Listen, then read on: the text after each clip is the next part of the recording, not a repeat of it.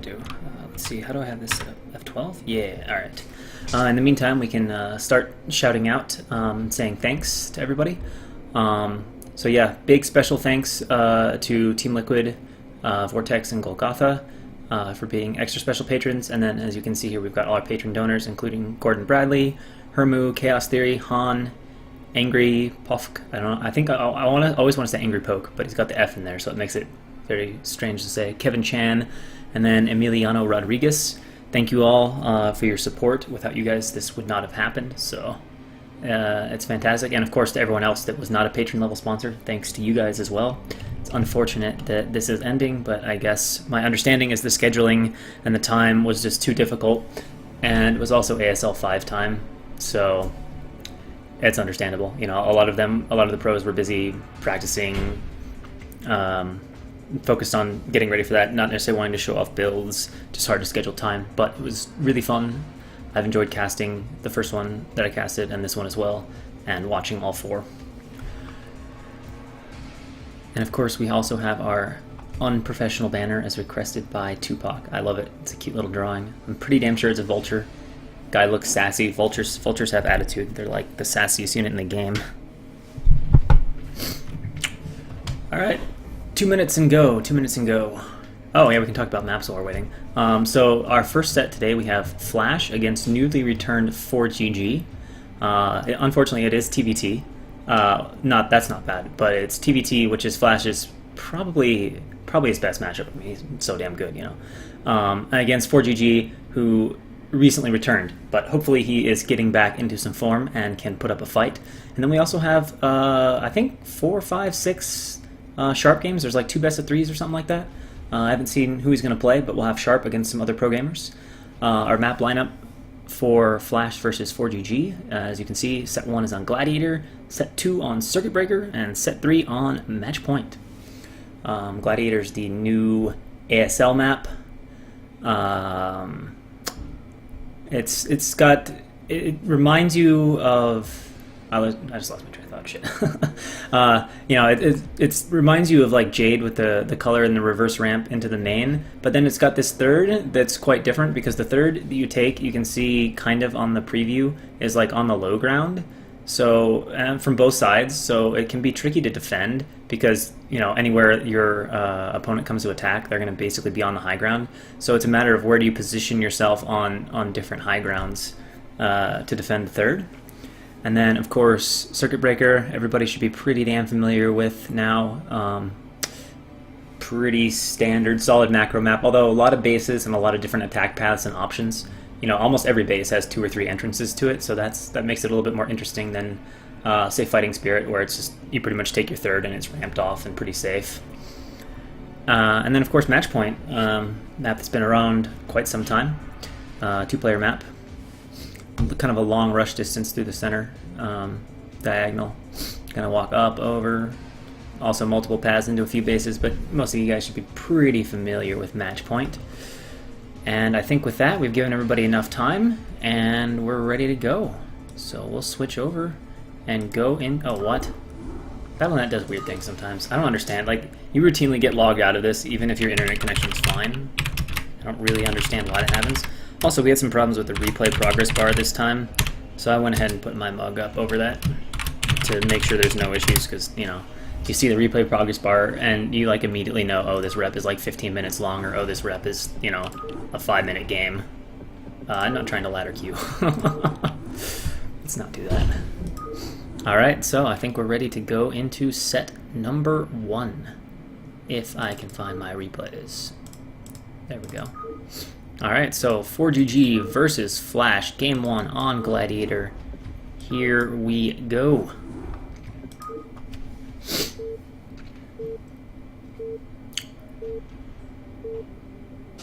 That countdown is like the best thing ever. Alright, so spawning in the left side as our Orange Terran, we have ForGG, recently returned to Brood War. And in the bottom right-hand side, as the Red Terran, the best player in the world for the past, what, 10 years or so, we have Flash. And we have some TVT action. It has actually been quite a while since I have watched or even seen much TVT. Have there been any TVT games in the ASL?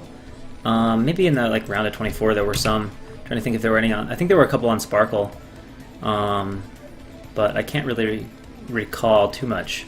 So we'll see. We'll see what these guys have in mind for how they're going to play on Gladiator. Unfortunately, I am not a Terran player, so TVT is one of the matchups I have the least knowledge and feel for. Although it's a matchup I really enjoy watching. Like, it gets a lot of hate for whatever reason, but it's a really good matchup in my opinion. Like, bad TVTs or like low-level TVTs can be like painful because nobody knows how to attack and they just get ridiculously defensive. You know, you just got like tank lines and people are like, well, what do I do about this? And it gets like painfully campy, but you know, good level TVT, I think it's fascinating. It's just all kinds of decisions. It's a lot about how do you control the map, how do you, you know, it's like less about just making a good army composition and attacking your opponent and more about, you know, where do I put my army, how do I section off the map, how do I control space on the map. And to me, it's really fun to watch. It's like, I like Flash is going to put down a, that was an 11 Rax, so regular Rax timing, but he's going to put it a little bit forward. And I am trying to think of what the idea behind, actually, maybe it was a slightly early Rax timing, although ForGG getting Rax and gas at the same time. Flash is definitely a bit faster. And he's getting his gas too, so pretty much the same thing. I'm just trying to think of why the forward barracks, unless it's just to lift off and scout faster, because it's not early enough to be like 8 racks pressure or something like that. So I think he's just going to have it out here to float it and get it to wherever he wants to float it a little bit faster. ForGG out, getting some intel, looking for where is my opponent, mining his gas. Flash also, as expected, 3 guys on gas at least initially. And gonna immediately make a Marine. We'll see what he intends to do with this. I am curious. I'm assuming it's a scouting thing, but not positive. Like I said, TVT is not my most knowledgeable matchup, unfortunately. Alright, so Marine out for Flash, and it is headed in the correct direction to scout ForGG. I'm assuming he's coming across that way. Maybe he's just going to Marine scout. He's going to make another one. I guess that maybe that's what it's for, is just to scout a little bit faster. And interestingly, Flash only going to the ramp, confident that he would have seen a Marine on the ramp, so that was kind of cool. He's like, well, there's no Marine there, so I don't think he's there. And then he's got this Marine coming over here, and oh, who shot first? I think Flash shot first, since ForGG ran back. So, and he's bringing up an SCV just to get hit off on that Marine and ensure that it goes down. Nice move by ForGG there. And Flash immediately turns around his second Marine, and we can see ForGG's scout coming on in to take a look. Flash looks like he's ready to drop a CC. There we go. And he's got his factory down here making a Vulture. Same thing for ForGG, and it looks like Flash is going to run another Marine in here. Perhaps try to... Oh, kind of nice little move here by Flash, at least getting a short delay on the command center.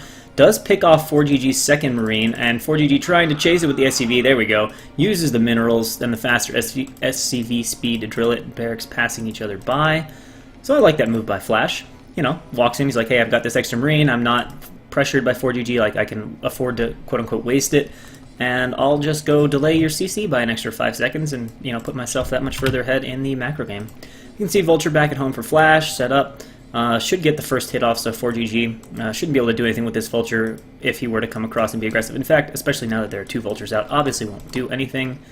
Looks like both players having very similar second factory time, and they'll soon have some nice intel on what each other are up to. Alright, now ForGG's got 2 Vultures, as does Flash. I think he'll have a third out. Yes, he'll have a third out pretty close to the time that ForGG arrives. So we'll see if ForGG pokes in here, tries to do anything. Let's see. First hit, kind of even now. It looks like Flash is getting a few extra hits off, and ForGG, knowing he's closer to Flash's base, is going to run away. But Flash will get one of these Vultures. So already this is a nice situation for Flash. ForGG realizes, okay, this Vulture's kind of caught out. I'm just going to go in and try to harass. But meanwhile, 3 Vultures from Flash coming across the map, which could be a problem for ForGG. He does have 2 factories of production, and this Vulture is denied. Flash has one popping out, and now 3 Vultures going into the base. A tank on the way for ForGG, which is important, but he's going to have to pull SCVs. Can he trap one? He might get one already, but Flash, in the meanwhile, getting quite a few SCV kills, and another Vulture coming in for Flash across the map. Going to delay the 3rd factory. Tank really needs to get out. We can see Vulture over here doing damage as well. ForGG trying to fight that at the ramp. Looks like he will surround that one off, and will clean up these Vultures, but quite a few kills. I think that was about 7 or 8 kills, which is a lot of economy already, and we can see that Flash now has about a 15 supply lead.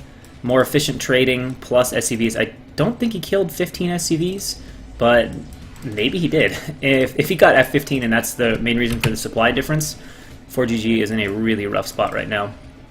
And it looks like Flash putting up that third factory. ForGG has his done. And oh, how obnoxious is this? So Flash landed this barracks, of course, to wall out, and basically ForGG can't even afford to mine here because he can't get his units out. He'll probably lift it once it gets close to the red. Yeah, won't let it go in the red so it doesn't burn down, doesn't have to rebuild it, but does temporarily delay those units. And a Goliath out for Flash so he can go ahead and take care of ForGG's base. Got that third factory coming out, and now ForGG coming across the map with about 5 vultures and a tank. What does Flash have at home? Looks like he has a tank, a vulture, and a Goliath. Does he have siege mode? Or he's got a second tank now. With a second tank, he should be okay. I don't know if ForGG has mines yet. He might, because he is getting speed. I would think he would get mines first.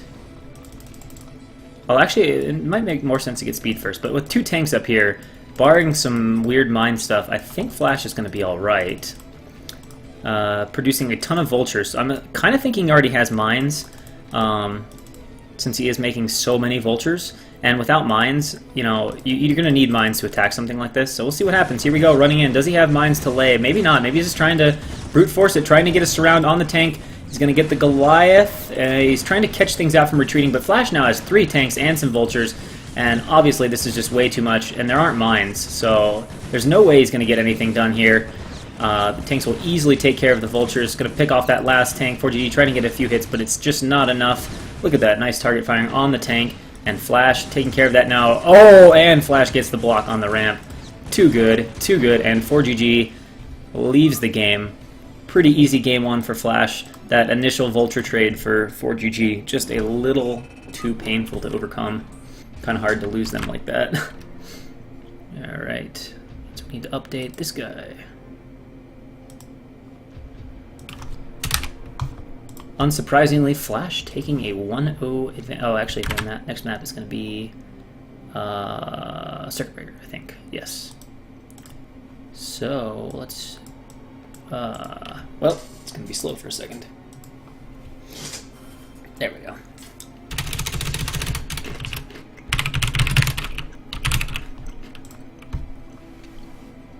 All right.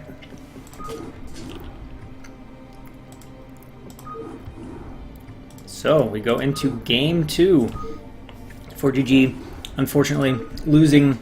Basically moved in 2 vultures, first 2, but Flash had a third coming out, and pretty easily took care of ForGG's vultures, and there wasn't much he could do from that point. So in the top left-hand corner, as the brown Terran, we have Flash, and on the right-hand side, as the purple Terran, we have ForGG. ForGG, known for his timing attacks in Brood War, I think particularly TVP, loved to do, you know, 4, 5, 6 fact type timings, 2-base timings, and was very good at them. He was kind of like Leda in that sense, not in the sense of going like 2-port wraiths, but in the sense that he had a very specific style that he would do, and you'd usually think, you know, if you know it's coming, you'd be like, okay, it's kind of predictable, you know, like Leda, you know Leda's going to 2-port wraith TVZ 90% of the time, but he's just does it so often and was so polished at it, it was good even if you knew it was coming. Same sort of thing with ForGG. But of course he's been a long time away from Brood War. He switched over, played SC2 for quite a while. And I don't think he'd been playing SC2 over the past couple of years. I could be wrong. But he just recently returned to Brood War, I think in the past month or so. Definitely saw a thread about it here in the past few weeks mentioning he's streaming on Twitch. Although it appears he's streaming on Afrika now from what I've seen over the past week or so. Unsurprisingly, both players getting a depot. You can see that's a common position. SCV pops a little closer to the minerals. And Flash doing the depot down there. I don't actually know. A lot of people, I will see people build the depot like this. I guess maybe it just helps optimize the mining path from the bottom mineral back to the CC. So there's probably a logical reason for putting the depot there. You can see how it makes it path almost straight up. And I think without it, it would probably path like a hex longer. So just subtle little things. But what do we have here from Flash? We have, again, the forward racks positioning. See the racks timing for both players basically identical. Flash just building it forward, get that Marine out a little bit faster and use it to scout. I like it. And looks like Flash is maybe gonna, or ForGG is maybe gonna go CC first. because there is no gas. Yeah, so we're gonna see a CC here from ForGG, and SCV out to scout. Flash obviously doesn't have an SCV out to scout yet. He's just going to use the barracks SCV and then the Marine. So the Marine is one path and the SCV is the other to double scout effectively. Depot, and we should see fairly shortly here a factory from Flash. And ForGG's like, nope, not there. There's the CC for ForGG. And the SCV scout from Flash is going to see it. And Marine is on the way. Factory appears to be down for Flash. What will we see next? What is Flash's game plan going to be once he scouts the CC fast from ForGG? Marine's out. Can it get in? Nope, not going to try to go by. But he's seen the most important thing. He knows basically what's going to be inside the base. I mean, if someone is going CC first, they can't really have more than a barracks.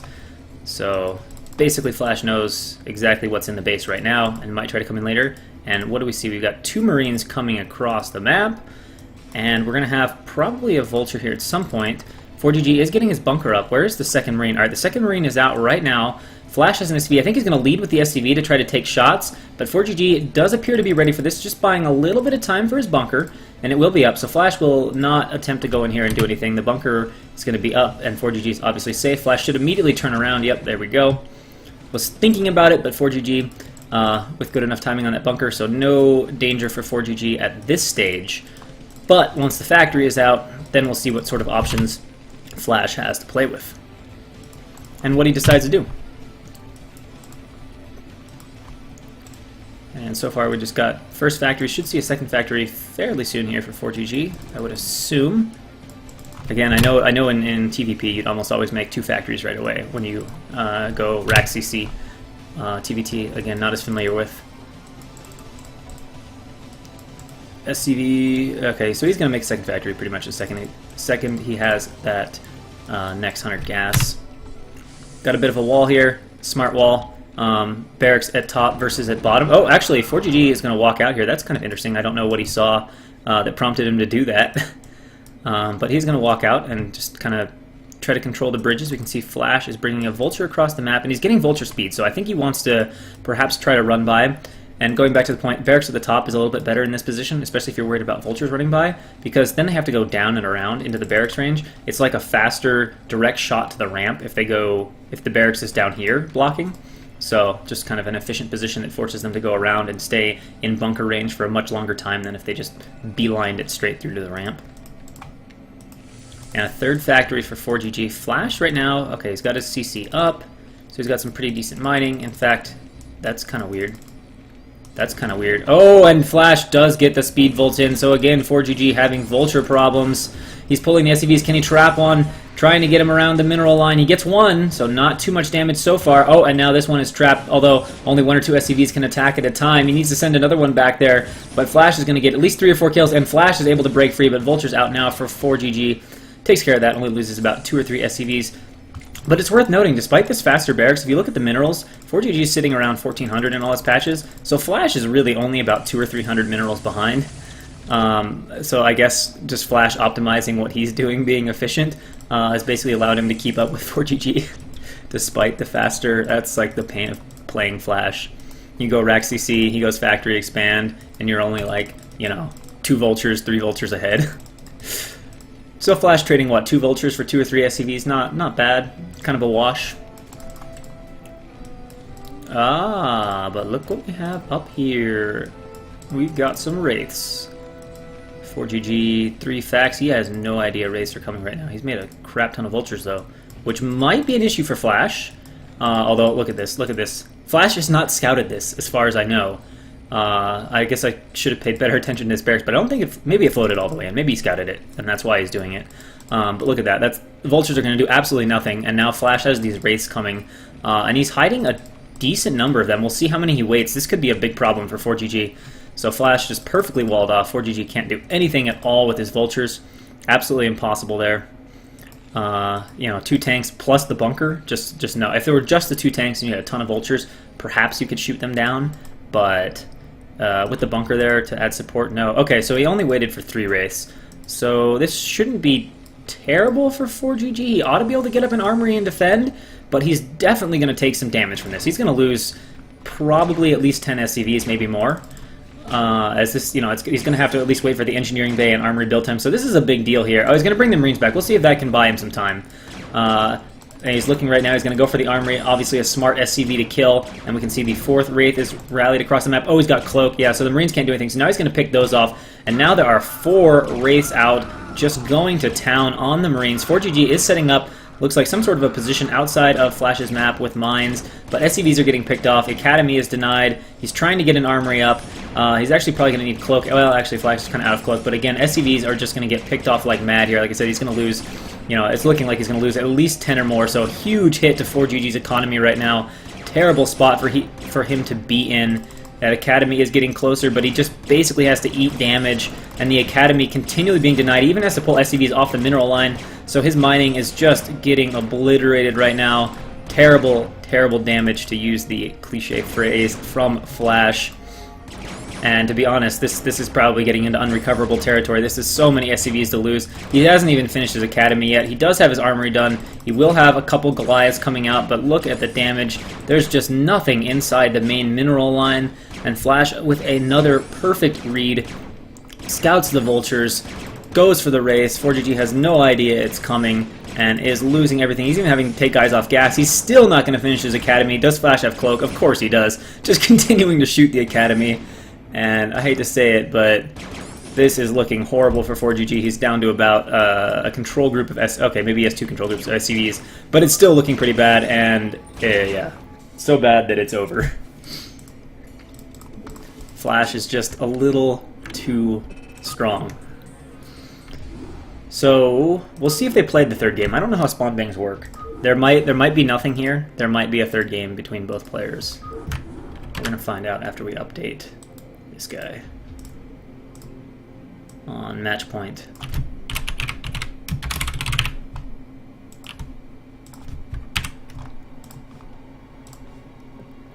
Alright, so we'll go into maybe a 3rd game of Flash versus ForGG. Maybe this is meant to be best. I actually have no idea, but we'll find out, huh?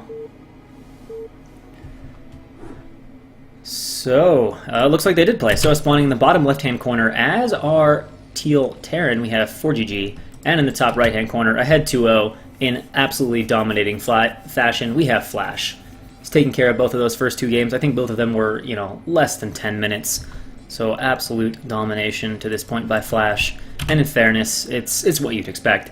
He is playing someone that has only recently returned to StarCraft, and TVT is historically one of Flash's strongest matchups. I know in the Kespa days, I think he was close to 80% TVT. I don't know if he quite had it. I think he was like 70% Protoss, 71, 72% TVZ, and like 76, 78% TVT. You could look it up. And then there was a period where on Afrika, when Flash was kind of new and coming back, it didn't look like his TVT was as strong. He of course lost that ASL series. I think it was ASL series to Last, where he was eliminated pretty badly and just didn't look good. But since then, he's definitely pulled himself back together, and I feel like I've read and seen that he's up, above that 80% win rate in TVT, which is just that's brutal, man. 4 out of 5 games. I mean, that means, even in like a best of 5 or something, he's probably got, over a 50-60% chance to 3-0 you. whatever 4/5 to the 3rd power is. It's got to be close.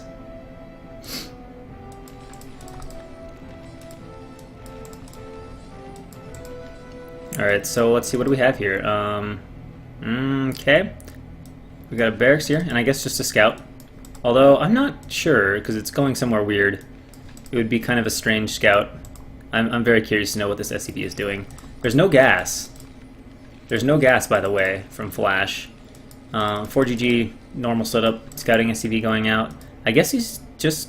is he going to build something over here? I just don't know. It was an interesting path for him to take. I don't know, maybe he was worried about a proxy, so he wanted to scout on that path, just to look and see if there was one. Perhaps some mind games at work. Maybe he's thought, okay, I've killed this guy really fast, 2 games, he's going to try something sneaky against me. But ForGG, not about that life. He's just like, you know what? I'm confident. I'm gonna play this guy straight up. And in comes the SCV, and this time it is Flash who is doing rack CC. ForGG trying to get a little harass off on that CC, but Flash pulling an SCV here to take care of that. Barracks, we'll see if ForGG goes inside the base. No need to, I guess, at this point. He's actually getting some pretty decent damage done on this SCV, and he's taken no hits, which is kind of cool. So good enough to force Flash to pull this off, but you can see Flash just has it perfect. You know, the lag time between pulling that off and putting it back on was like, what, a quarter of a second?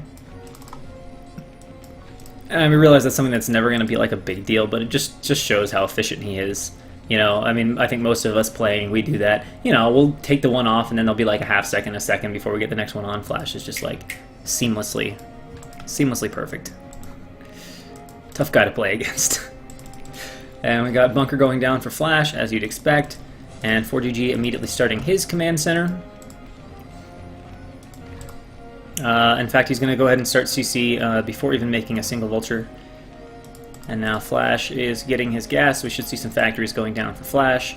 Bunker about to finish. ForGG having no designs on being aggressive of any sort. And here comes the SCV from Flash. Marine is kind of out of position, so Flash is going to get a wonderful scout off here. He's going to know exactly what's in ForGG's base. Well, kind of. I guess the vulture could stop it before he gets all the way in the base. Last hit. Okay, so Flash doesn't necessarily know that ForGG isn't up to something crazy, although seeing the machine shop will probably tell him everything he needs to know. And Flash is just having none of it. He's like, you know what? I see a vulture. You've got a shop. I'm just gonna wall this off. Like I'm not worried right now, and I don't want the possibility of a vulture sneaking by here, causing havoc in my main base.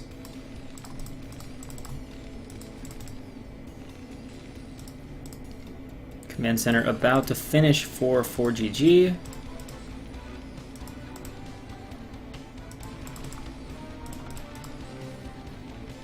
And Flash, what's he putting down up here? We're going to have, okay, so Flash again with the Wraith idea in mind. Will it be 1 or 2 starports, though, is the question.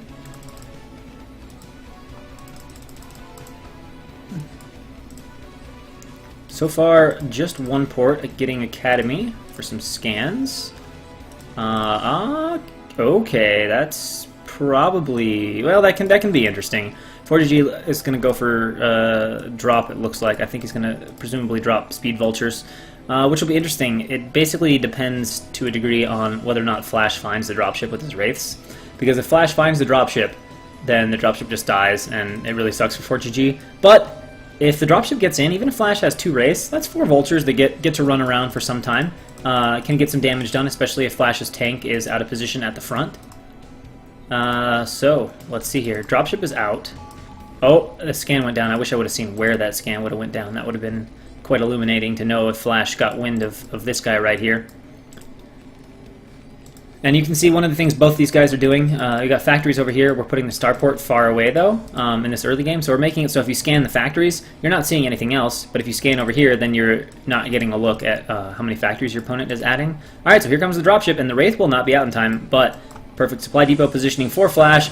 Obviously getting pretty darn good warning of this. ForGG a little bit slow to run those vultures. Wraith out now, but how much damage will Flash take from this? He's definitely going to take some. Tank is back. ForGG does not want to fight that. That's 2. Make that 3 kills. 4 for ForGG. Going up to... Can we get a 5th kill? We got 5 kills. I got 6 kills.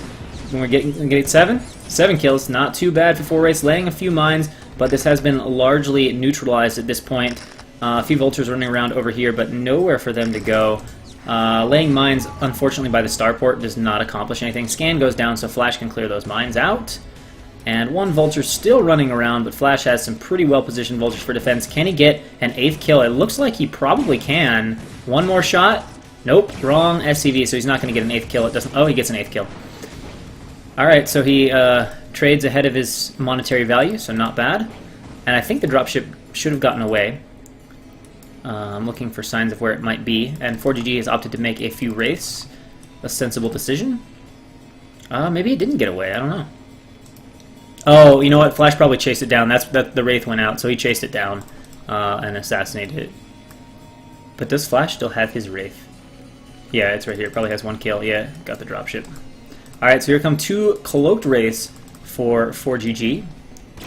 Alright, so he's going to come in and continue his SCV harass here against Flash. Of course, we can see Flash has plenty of scan energy, getting right on top of that. Does he have Goliath range already? No, I doubt it. Alright, so he's trying to get one more kill, trying to eke out a 9th kill. Can he get it? Can he get it? And he gets 9. Does Flash not have enough to scan? No, okay, so Flash is just shy of a scan. But Flash is going to move out across the map. Couple mines here. Should be enough army. Oh, what do we have here? We have a Valkyrie from Flash with a Wraith. Going to take care of that, no problem. So he's just not having any of the Wraiths. And now this is a bit of a scary attack from Flash, because Valkyries handle Wraiths pretty comfortably, especially with a Wraith of his own. And we got 3 tanks, 2 Goliaths.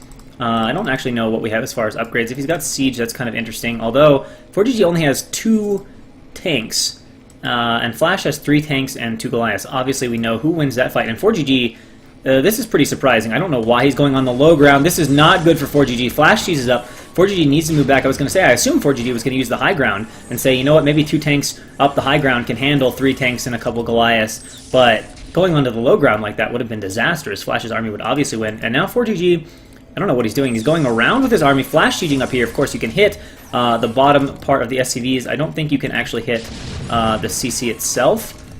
And of course, this is doubly good now because he's got the Wraith and Valkyrie spotter, and ForGG is just going to counter.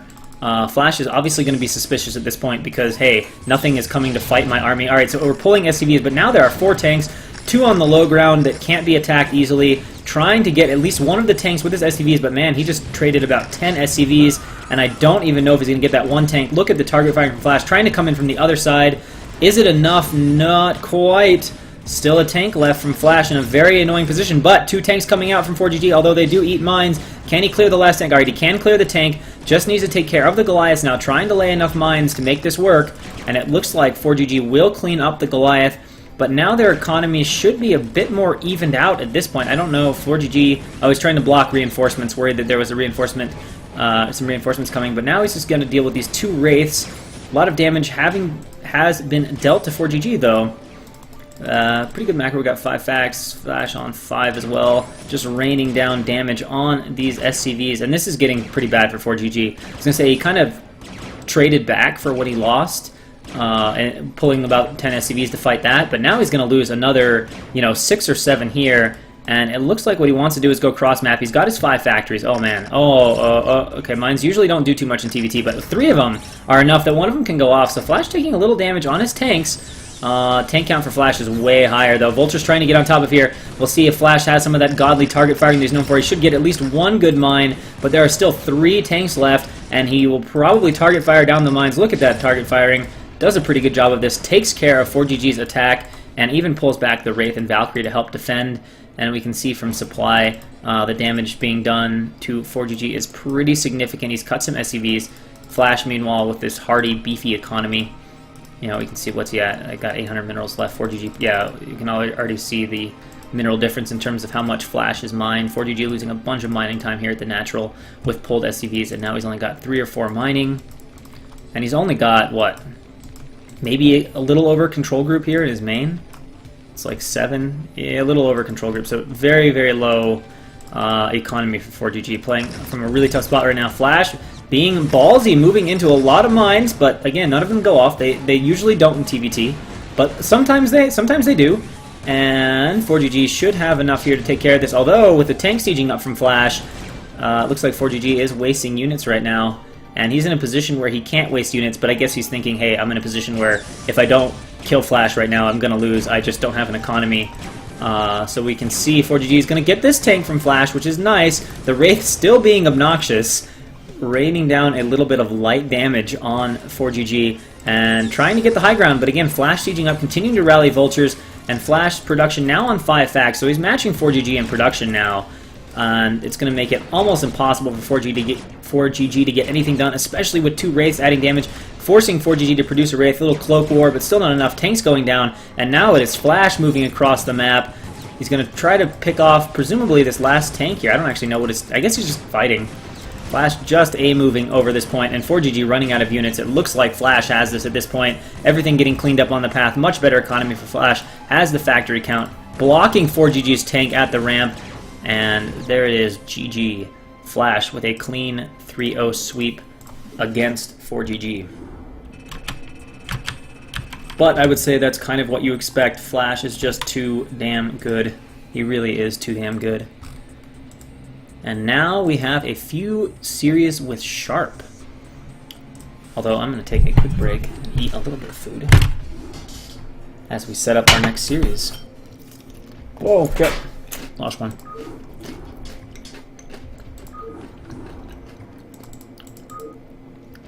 Now these, I don't know how these series work. I don't think they're necessarily best of threes, but we will see. I think they're like individual, just kind of games we got. So we have quite a few Sharp games. We have 2 of Sharp versus Soulkey, 2 of Sharp versus Mini, a Sharp versus Shine, and a Sharp versus ForGG. So that's pretty nice. We got 2 TVTs, 2 TVZs, and 2 TVPs.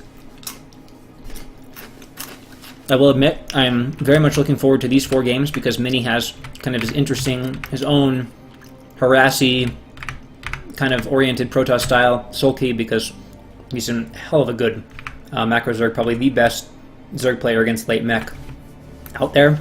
And then Sharp vs. Shine is always interesting because Shine is kind of like the build master. Shine he's got a lot of creative builds. I don't know how much you guys watch or follow him, but he's got a lot of unique builds that he pulls out.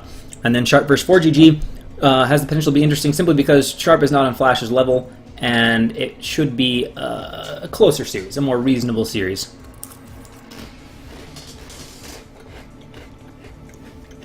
So we'll see what's going on there. And I guess we'll start. We'll save the best for last. We'll start with Sharp vs. ForGG and go in reverse order. Do things that way. So we'll edit this guy to suggest that something different is happening.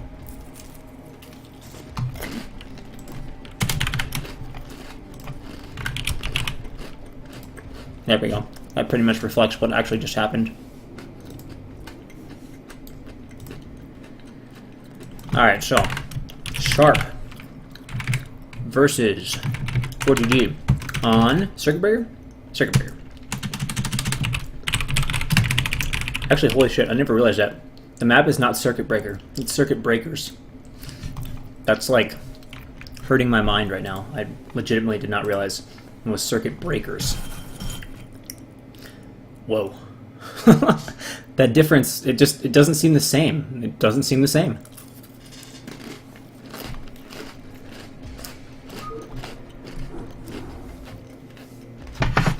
All right, it is time for Sharp versus ForGG on Circuit Breaker. Here we go.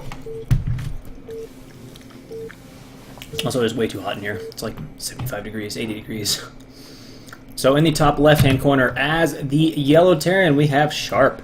And in the right-hand side, as the white Terran, we have ForGG. ForGG facing the formidable opponent of Flash, unable to do anything. Honestly, two incredibly convincing victories, and one just very convincing victory from Flash. The longest game going about 12 minutes and 30 seconds, but really at any point was ForGG ahead. Maybe he was in a good spot after his Vulture drop killed about 10 or 11 SCVs, but Flash immediately turned that on its head with a well-thought-out counterattack. He didn't lose any units, came across with 3 tanks and a few Goliaths, plus a supporting cast of a Wraith and a Valkyrie, and ForGG just did not have the units he needed to defend that, so beautiful call by Flash there, and there was no way ForGG could handle it with what he had.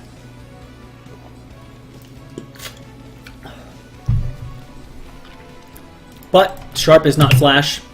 Flash beats everybody, I don't care who you are. So we'll see what sort of games ForGG can show here against Flash, or against Sharp. Check that.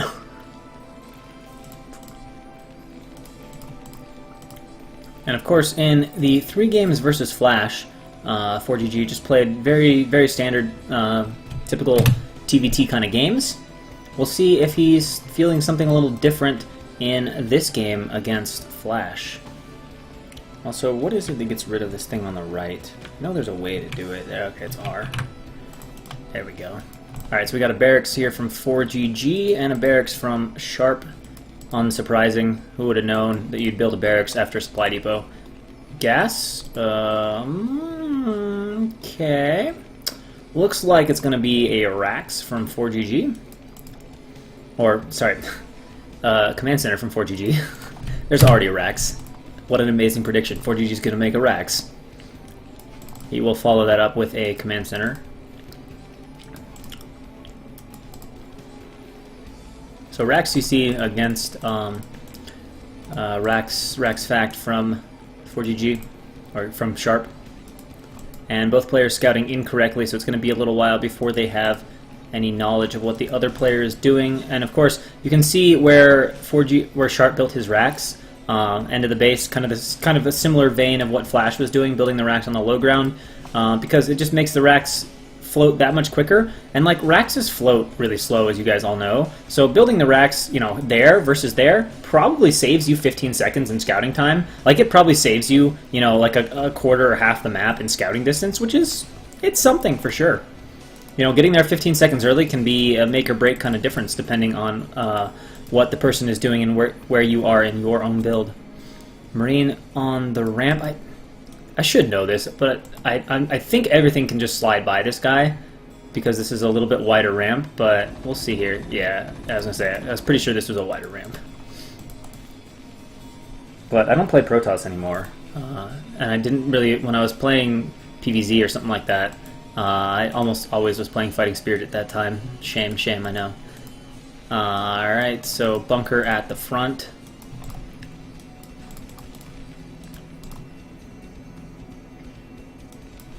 And of course, ForGG getting some scouting off. You can see there's a factory. He knows there's a vulture building. And I don't think Sharp will reveal anything else to him. He'll wait till that vulture pops before he does anything else. You can see he's got enough gas bank to do stuff, but I think he just wants to kill the SCV off before he opts to do anything. Actually, he's going to build a second vulture. And we'll see. Okay, he's going to put down the command center. And where will he go from there? Again, wall for ForGG. Nicely placed barracks. Should have a factory going up. Make it a second factory. And there we go. There's a second factory from Sharp. And we're going to get the machine shop. A couple vultures out right now. Is he no, he doesn't even have a machine shop. He can't be researching anything. And this is the slowest CC we've seen for a while. In a while. In both games, both Flash and ForGG, when they did, when they were the ones playing against the CC. Okay, actually, here we go. Sharp trying to run in with two vultures. I don't think he'll be able to get to the ramp, but that's pretty annoying already. Nice little path there, and now he is. Good glitching though. Good glitching. He's going to take out one of them. Can he trap the second one? The 3 Marines are pulled right now. Need to be careful though. Vultures can micro against Marines very effectively, but it is getting into a bad spot behind here, and I don't think it's going to get that much damage done. It looks like he's going to chase it out and should pull these SCVs back now, as the Vulture cannot run in so reasonably well handled from ForGG. But he still lost 2 or 3 SCVs and a couple Marines. I mean, considering the potential crisis, I would say that wasn't terrible, but he didn't want to take that kind of damage. You know, when you trade 2 Vultures to kill 3 SCVs and like 3 Marines, that's not bad, especially considering how much mining time was pulled. I mean, he pulled all of his SCVs off the natural for quite some time. But what I was saying is this was the slowest CC we'd seen in a while, but with that damage, he's basically neutralized.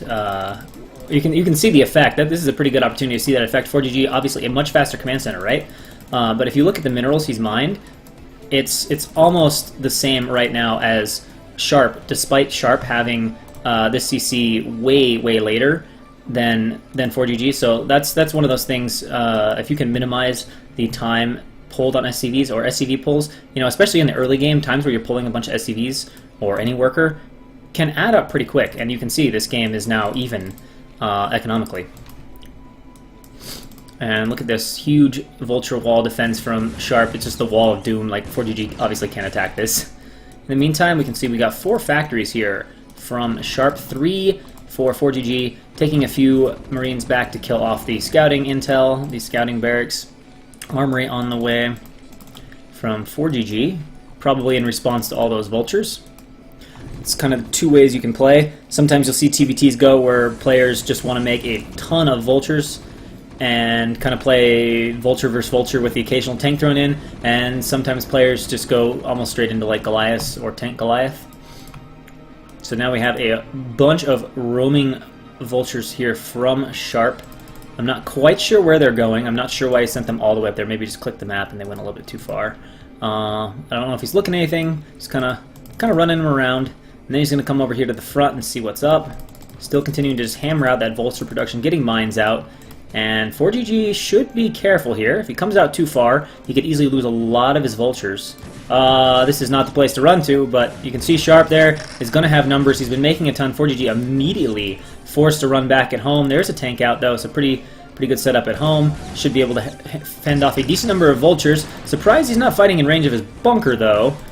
Although with the tank there, it's going to add some nice, solid resistive DPS. But man, that is a lot of vultures. And ForGG, did he come out too far and underestimate what Sharp has right now? Tons of vultures attacking. It looks like he's trying to target fire the tanks, but man, tanks are beefy. Getting some good mines laid down, forcing the tanks to run. Gets off a mine hit.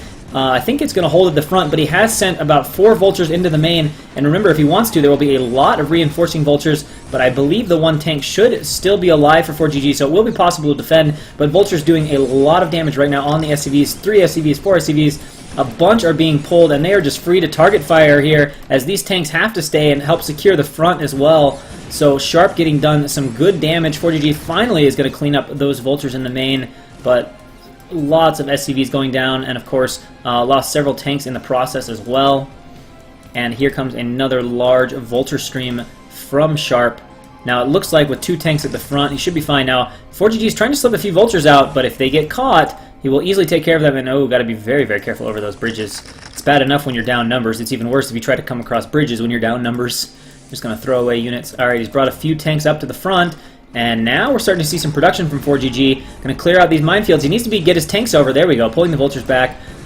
And ForGG coming across the map. He's going to go for it. He's a little bit behind economically. He does have 5 facts, and he is producing tanks, but what does Sharp have? You can see Sharp also has 2 tanks. And uh-oh, ForGG, I think, has fewer vultures here. He's fighting a battle he shouldn't fight, especially with tank support. Trying to make it work, but his vultures are just getting cleaned up. Way more units here right now for Sharp. Huge vulture advantage. Similar tank count, but ForGG's tanks have a lot of damage on them, and Sharp's have no damage on them. So he ought to be fine. Where's the reinforcements for... Oh man, this is a little rough for ForGG. He could be bringing those vultures across to help, but it's also bad for Sharp, as he is being forced across the bridge. Is he going to get blocked off and lose 1 tank? Not quite, but 4 vultures helping? That could have made that fight go that much better. Maybe a few more vultures to trap the tanks completely and take a commanding victory. But as it is, 2 tanks against 2 tanks, so in terms of that, we are fine. A few more vultures, though, for ForGG. It's just a matter of positioning at this point. The bridge is obviously pretty damn nice for defense. Doesn't want to take 2 siege tanks worth of damage, but he's going to go for it with the vultures, trying to get across. Where is Sharp? Oh, he's coming across the side, but his vultures are not fighting. This is not that well controlled right now from Sharp.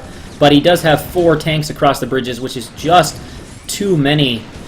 So even if the control there wasn't the best for Sharp, the number of tanks and positioning was good enough for Sharp that it looks like he is going to be fine. There are no more tanks from ForGG, and the vultures are not going to be able to run across the bridges with this kind of setup. And obviously we can see ForGG very committed to this. We can see how thin his SCV count that it is, though, a bit like the last game versus Flash. It's just too thin, and the economy of Sharp is too strong now. He's going to have to rebuild his barracks, but he's floating out a 3rd base. He's got a defensive setup, although right now he's not that well defended over here, but looks like ForGG trying to go in down onto the 3rd base, and with 2 tanks there ought to be fine. Just doesn't have the numbers. He is making a few more tanks. Well, he's only got 1 fact tank, so... He hasn't even taken the gas there. He wants to play this primarily with vultures. Alright, here we go. He's trying to get a target down on that tank, picking off a few vultures here at the bottom of the ramp. Some pretty decent mines being laid right now. Will one of them trap the tanks? This could be a good mine.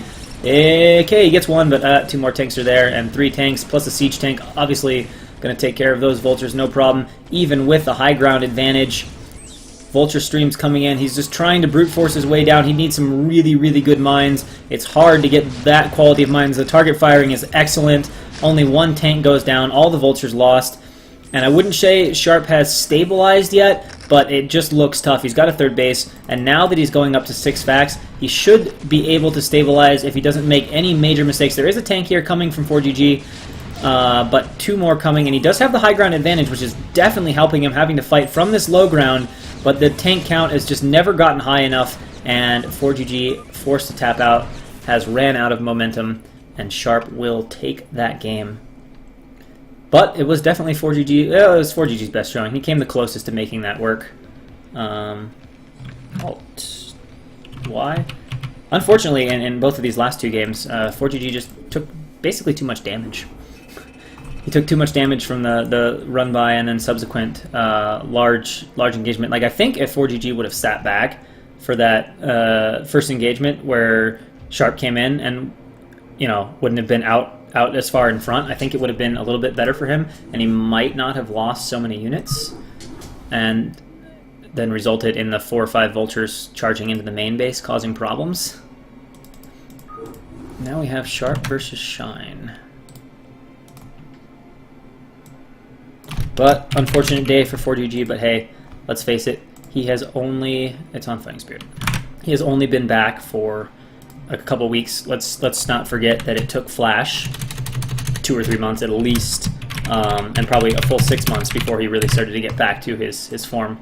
So in all honesty, you know, a little bit of rust there from ForGG, but you know, it's been back a few weeks. Give the guy a little slack, right? So here we go. Our next game between Sharp and Shine. So in the top right-hand corner, as the White Terran, winner of the previous game, we have Sharp. And in the bottom left-hand... Wait, oh. Whoa, that was really stupid. Wow, Shine versus Shiny. Fuck.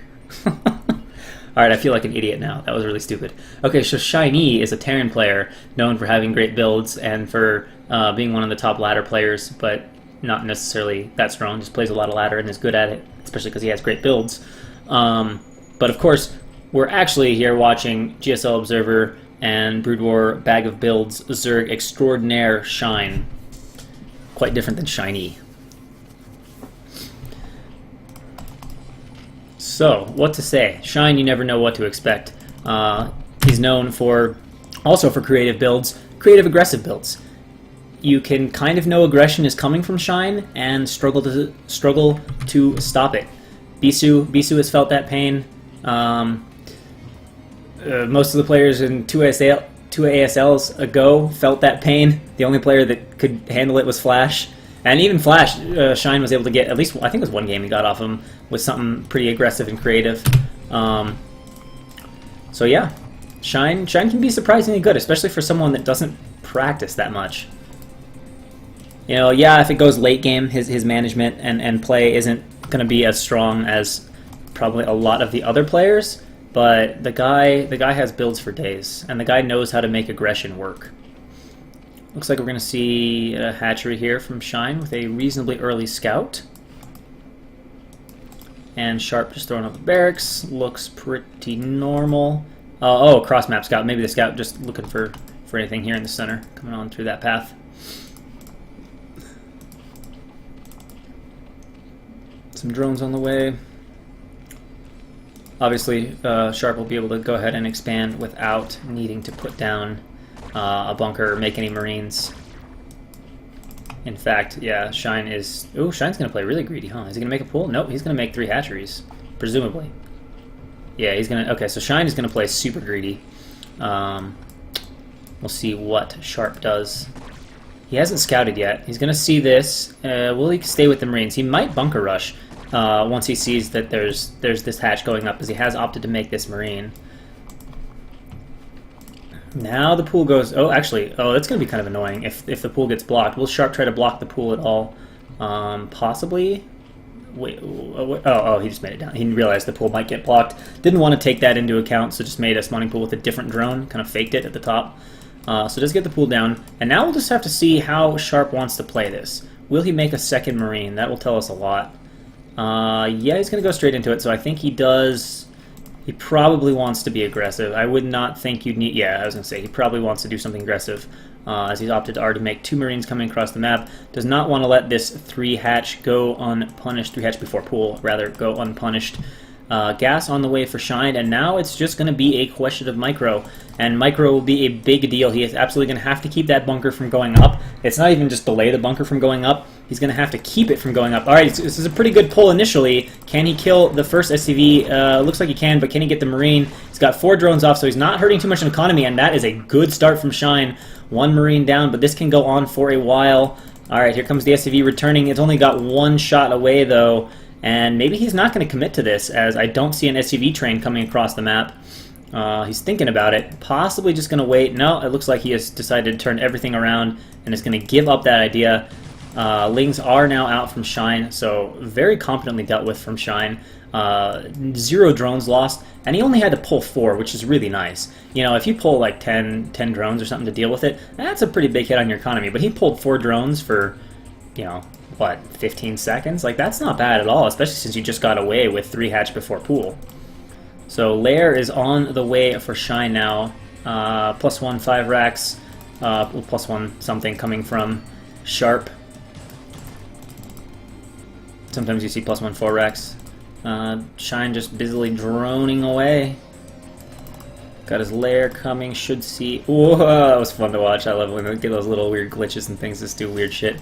My favorite one is like the Zealot speed-up glitch, where it's like a Zealot was somehow getting lagged behind, and then the game realized, oh, the Zealot needed to be up here. It wasn't supposed to be lagged like this, and it just like warps across. I don't know if you guys have probably seen that if you played enough.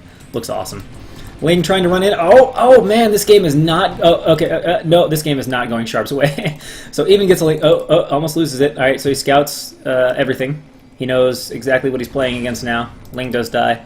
But that's going to be frustrating for Sharp. Okay. SCV gets picked off. Speed is done. These Marines need to go back home, especially with speed done. Doesn't take too much to get some damage done if you're out in the map and get surrounded by, you know, a few more speedlings than you have Marines. Everything just dies, and then you're like, oh shit, this is not good. But back here in the choke, back here just fine. 8 Marines, 4, 5, 6 Lings, not going to do anything against 8 Marines. We got 4 barracks going up, 5th barracks coming up. Interesting macro position. I would go crazy trying to click through that, but he probably does it a lot. Okay, I guess that's not as weird as I thought, but still a slightly off-center barracks here. And we have the Spire finishing up at about 6 minutes. A little bit slower Spire than you normally have as a result of that. Actually, no, Spire's about normal. About normal. Usually put it down about 5 minutes.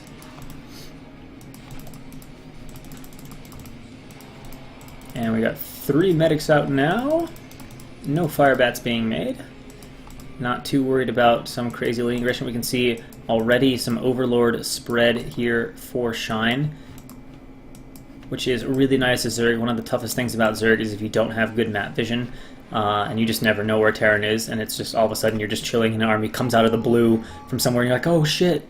So when you're able to see that army moving around, it's really nice. Especially because, you know, your units are so fragile. You know, if you have like 2 groups of Muta, or a group of Muta and like 2 groups of Lings running around, and you actually walk into Terran, you know, by the time you notice, you're going to lose at least a control group of Zerglings. Alright, we'll see if these Marine Lings are on hold position. Nope, good reaction here from Shine, pulling back, and Sharp out on across the map with his first MM group.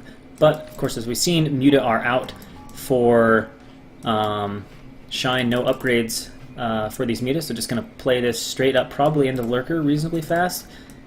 Yeah, and into Hive reasonably fast as well. In fact, no Lurker so far. He wants... Okay, there's Lurker. So he wants to get his Queensness up first. Probably his Hive is going to start quite soon. So he's going to have very fast Defiler play. He's taking a 3rd up here, forcing Sharp to run around in the middle of the map. I don't think Sharp has scouted that base. Not quite enough Lings here, though, for Shine to be able to engage. He does have a control group of Muta out, or, you know, what amounts to a control group of Muta. And now lots of Marines for Sharp. This is a big army. I don't think he can afford to engage this. Well, he's going to try to fight it here. At least picking off a few of those Marines, but yeah, just a few too many. TVZ engagements are interesting. Like, if you get the first part of this line, sometimes you can pick off 5 or 6 and then run away. But this is a very large M&M group right now. Nothing at home for Shine, so this is a pretty important moment. He needs to be careful. This army is big enough that if he messes up the engagement, he could just get Shine could get absolutely slaughtered if he doesn't engage this right. But if he gets enough Lings out, he'll be fine. Go picking off some stray units, always good. And this is dangerous for him. He is microing against this pretty hard, sending in a few Lings, and actually this is going pretty well for him. But not perfect. There's still some Marines alive, but quite a few more Lings being produced. And we've got another engagement. Lings getting in there on top of the Marines, going for the surround, and this will be sufficient to clean up that group. But notice the target firing on the Muta has been pretty decent, and he's reduced it to just 3 Muta. Small group of Marine and Medic coming through. Are there enough Lings left? No, that is a pretty good Medic front wall position. Lings cannot run in that, but he has bought enough time to get his 2 Sunkens, and of course, Sharp focusing his attentions on the main base of Shine, meaning this third is getting up, and defense for Shine, and of course the Hive is quite fast. We can see the Hive is done already. Lurkers are on the way, and we only just now have a... Oh, actually, we're going into 2 ports. Does he have a science facility started? He does not. That'll be interesting. All right. We got a few Lurkers here. 2 is probably safe, especially with the Sunkens and Lings, but you would prefer to have maybe 1 or 2 more. Once you get 3 or 4 out, there's no way a group is going to break through that. Oh, and this is smart. Except, never mind, there's Lurkers at the top of the ramp, so never mind, I can't do anything. Alright, there's the science facility, but notice the timing here. Consume will be done before the first vessel is even out. I guess he's going to go double drop or something like that. And then possibly into SK Terran or something, since we're seeing 2 of these starports. And if you wanted to double drop, I don't think you'd make 2 starports just to get out 2 dropships. Like, you probably have intention to produce vessels from both ports. And the lack of tank suggests similar as well. Oh, careful, careful. What is Shine doing with this? We got Defilers. We've got Consume on the way. We've got a Nidus we should see popping up. There we go. And immediately into Vessel. Alright, so we've got 1 dropship. Yeah, so we're going to have double drops, and then we're going to play SK Terran. So some drop-heavy, vessel-heavy play. Oh, Scourge running into a few Marines. And this is one of the things it's kind of fun to note about TVZs. You can almost tell how good a Terran is just by how much their army moves around. Good Terrans constantly are moving their army around their map, pressuring everywhere. Oh, look at this. Sneaky was aware of the Scourge. Gets the dropship down really carefully, supported by Marines. And this is dangerous. This offers enough Marines to potentially flank this. The Nidus is done, though. And the Defiler's out. Should be Swarm in time or soon enough. It'll be able to take care of this. He doesn't quite have Consume yet. There's Consume. Gets down the Swarm, and it looks like Sharp is going to try to go around this a little bit, but that is dangerous, especially with the Nidus. But if Sharp can come in here and take down the Nidus with his double dropships, it could be pretty dangerous, but he's just targeting firing drones. He's not going to get the Nidus. He is annoying Shine's mining, though, for sure. Now the Lurker's coming up, trying to get position. Good target firing. 1 goes down immediately. He cannot send these drones back to mine just yet, but it looks like the drop does get cleaned up. And now he can send them back to mine. Here we go, second drop coming into the main base. Not the best drop path, but the Lings are not in position. Drones are pulled to kill off these 2. Some Lings running back, not doing much. Is there aggression elsewhere? No, there's just a medic chilling up at the front. And uh-oh, Shine just doesn't have the units. And there it is, GG. I will admit, I didn't quite see that coming, but I guess he just didn't have the unit production. It looked like he had a good enough economy. His supply wasn't that high, but that can happen sometimes. And the drop's too good from Sharp.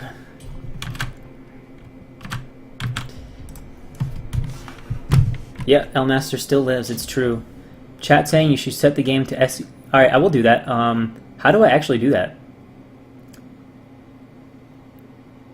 Also, full screen would be better, but I have a square monitor, so I don't think I can do that. If I can, if there's a way I can do that, it would be great. Oh, and actually I didn't think about that. Having the phone would not be a bad idea. And I've never listed the stream on Twitch. I just listed on TL. Let's see though. All right, so does anybody actually know how to like reset the game on Twitch? It's probably pretty obvious. Let's see if we can figure this out right now. And I didn't know you could list stuff on Twitch. If you can, that's kind of interesting. Is there a way to set... How do I set what game I'm streaming? There's got to be an obvious way. Someone will probably comment too. Oh, the cast is not done. We still have 3 or 4 more games left. Unless you're just saying thanks, but no, we're not done yet. But always happy to cast. Alright. How do you pick what game you're streaming? There's got to be an obvious way to do this. Feck. I don't see it here. Profile? No, I was just there, right? Alright, someone tell me how to do this. It's in your dashboard. Oh, fuck. I don't even know how to find the dashboard. I'm so bad at Twitch. Alright, there's dashboard. Alright. Alright, we'll change the game. That would be good. Someone said something about listing on Twitch. Does that just mean changing the game, or is there a way to like officially list your stream if there's like an event or something? All right, so where is game? Where is game? Events, activities. I don't know what to set. Oh, there we go. Is that it? Let's see. SCR. StarCraft. Is there StarCraft Remaster? Or is it just Brood War? Nothing for that? What? Okay, I'm gonna keep watching you guys. If anybody knows how to do this, or you can just watch me flail around hopelessly. Oh, it's StarCraft? But someone was saying SCR or something. See, I see StarCraft. See StarCraft 2. I don't know. Is it just supposed to be that?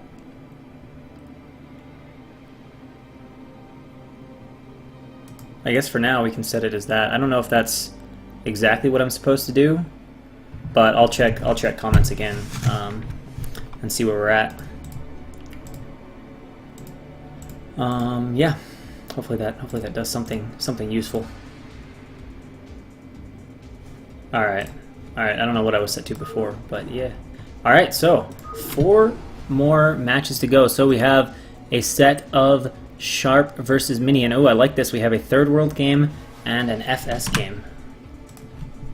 Third World has been quite divisive and interesting. Some people very worried about balance of the map. Sharp against... it freezes. I don't know why. It likes to freeze on this text screen pretty bad. The computer doesn't. Ob's just kind of is like, nope. My MMR, I don't know where it is right now. Probably 1650, 1750, somewhere in there. Like 6 months ago, 5, 6 months ago, it was like 18. But I feel like it's gotten a little bit harder. Maybe I'm just rusty. I don't know. There we go. Versus Mini. Yeah, my MR is actually a 402. Legit though, back like a few years ago, I played with this guy who was on, I think he was on my team or something like that, for one of like the D-ranked leagues or something like that, when I was way worse than I was now. And he legit had 450 APM, and he was keyboard rank on IC Cup. I mean, I literally think he just sat there and like cycled keys without doing shit. Like, he'd have 450 APM, and he'd be getting attacked at the front. You know, like he was a Terran player, and he'd be getting like surrounded with lings, and he like wouldn't pull SCVs, but he still have like 450 APM. And I was like, okay. All right, here we go. Sharp versus Mini on Third World. Game 1 of their series. Actually, I honestly don't know if it's a series, or if it's just a best of, or if it's just like 2 games. But in the bottom left-hand corner, as the brown Protoss, we have Musapa, also known as Mini. And in the top right-hand corner, as our white Terran, we have Sharp. So we have not seen Sharp's TVP yet. His TVZ was decent enough against Shine, who was almost in a good position, but just ran out of units, couldn't quite get units spread sufficiently to defend both of his bases, going for that fast hive. You know, obviously it makes some sense if you go for hive pretty quickly, especially if you have a third base. You are going to have to cut units, lurkers, and to a lesser extent zerglings to do it. And he just didn't have enough stuff in enough places to defend the drops. But now Sharp is going to face off against Mini. And of course, Third World is a semi-island map. The third base is back behind a gate. This whole side of the map over here is basically not accessible by this side. So it's like this side you can walk all by ground, but this side is not accessible that way. So lots of different playstyles, lots of different options. TVZ has been really hard on this map so far. Some people complaining imbalance, which, I don't know, soapbox, I hate that. I hate that. Until a map's been played for at least 6 months or a year, like, you can't. You just can't. It just takes a long time to figure things out. Like, it might turn out to be painfully imbalanced, it might turn out to be balanced fine. I mean, just look at like when Mech TVZ first came out. how long it took for... oh, we got a gas steal. All right, what is going down here? Maybe just some harass. Maybe trying to force Terran into that bunker expand, into some Dragoon aggression. Who knows? Being really, really annoying with the probe, and he's doing a pretty good job of it, but I don't think he's... Okay, gonna go for the repair. Look at the micro here. Both players microing quite well. Very cute harass. Very cute micro. No gas so far from Sapa, which is notable. Quite notable, in fact. As standard, PVT would have taken gas here fairly shortly, but he's going to make at least one and probably a second Zealot before gas. Although, of course, there's not a second gateway, so I wonder if he's going to do something... I'm curious. I don't know this build. Yeah, so at least 2 Zlots before gas. Is he just going to expand off of Zlot pressure? I'm not sure. Looks like the Sharp wants his gas quite badly. He's taking 4 SCVs to attack that. Get it back. Also sending the Marine, so he really wants the gas. Is not going to play Rack CC in response to that, which is an option that some players will do. And wow, we got third Zealot. Yeah, he's just going to go 3 Zlots into expand. So playing this, I don't know. I was going to say, playing this kind of like you would play normal PVT, but just without making Dragoons and gas. So it's going to give him a pretty fast expansion. And of course, I guess with the gas delayed, he feels confident, you know, delaying his core because he's like, hey, well, Terran's tech is slower. Oh, is he going to try to block the ramp? Is he going to try to block the ramp? I think he wants to block the ramp. And it's a pretty... Oh, no, he doesn't. He's just mining. All right. So Terran's going to get into scout. First lot on the way. Marine coming across. Is he trying to hide it? No, he is not. But there are 3 Marines, so it just comes down to micro. Gets a hit off. So getting some initial hits. That's pretty good. This Zealot has not had much waiting time. This is not going Sharp's way right now, but there are 3 Marines there, which is hopefully enough. Now, once there's 2 Zealots, he's going to have to pull back. Okay, he's ready for it.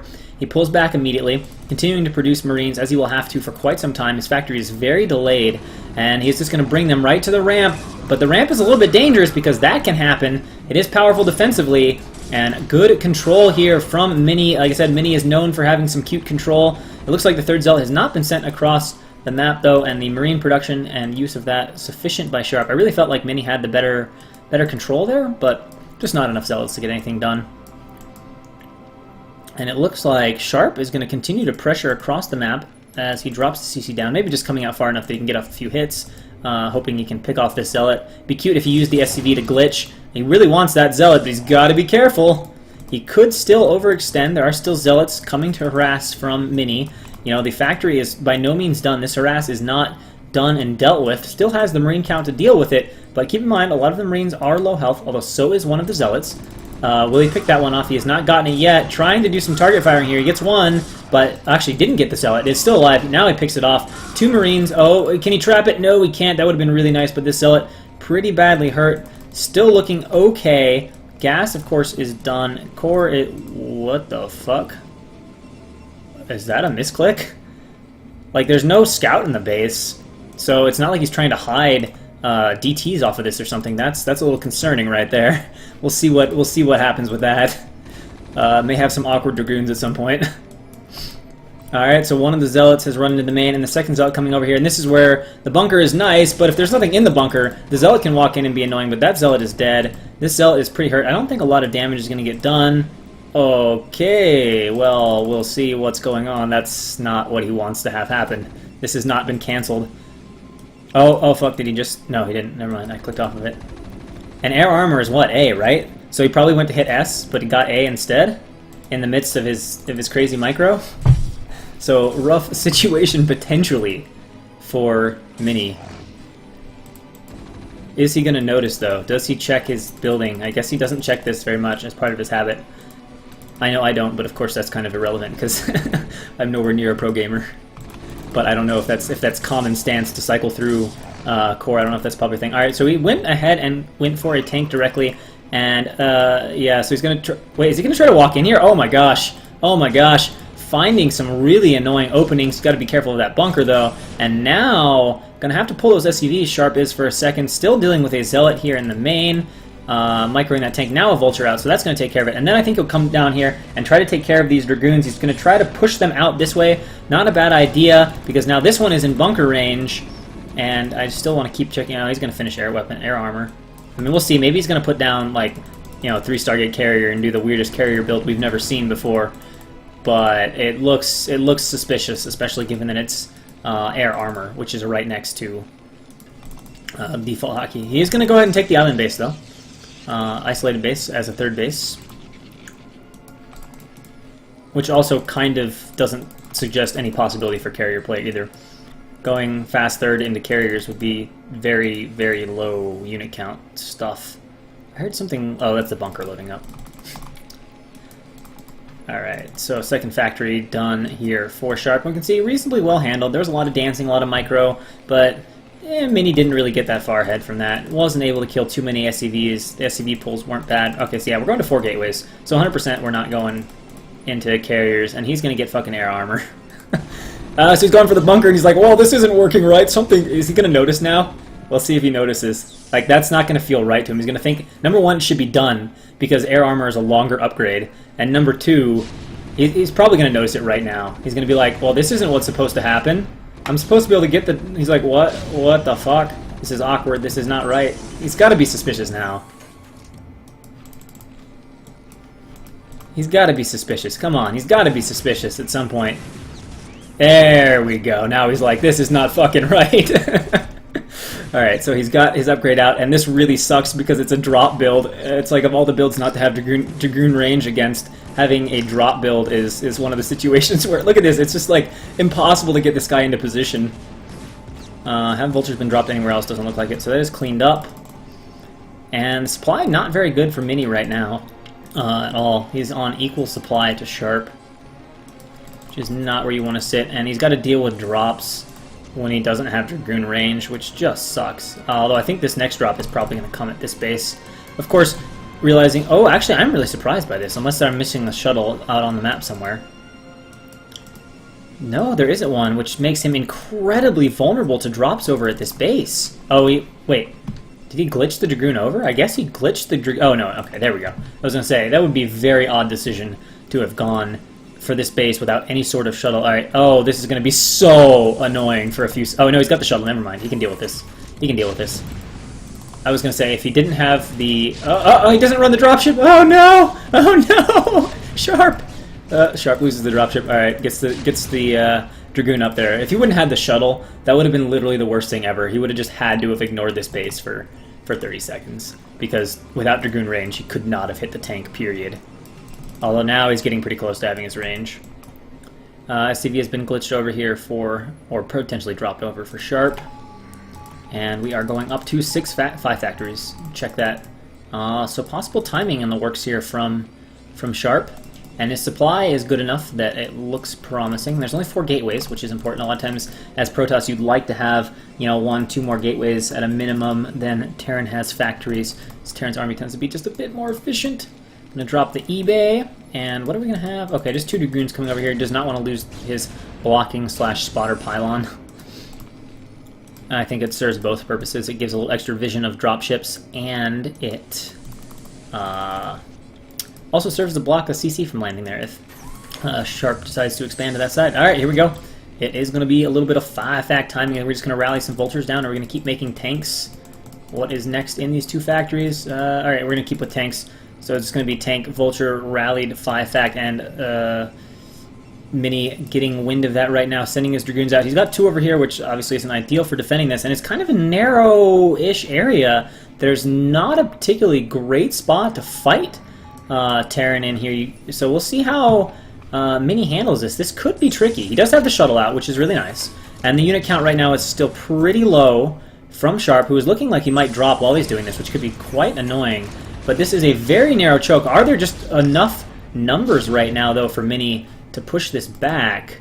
No, now there's enough tanks that he just can't really attack this. Unless he can get some good Zealot drops in here. Oh, he's got to be very careful, though. The Marines are targeting. Oh, but man, that was pretty good for Sharp, as it does kill off at least 2 of the Marines immediately with the first tank shot, and getting some nice Zealot bombs, able to reduce 2 tank counts, but at the same time, we have the drop over here, but it looks like it's being handled.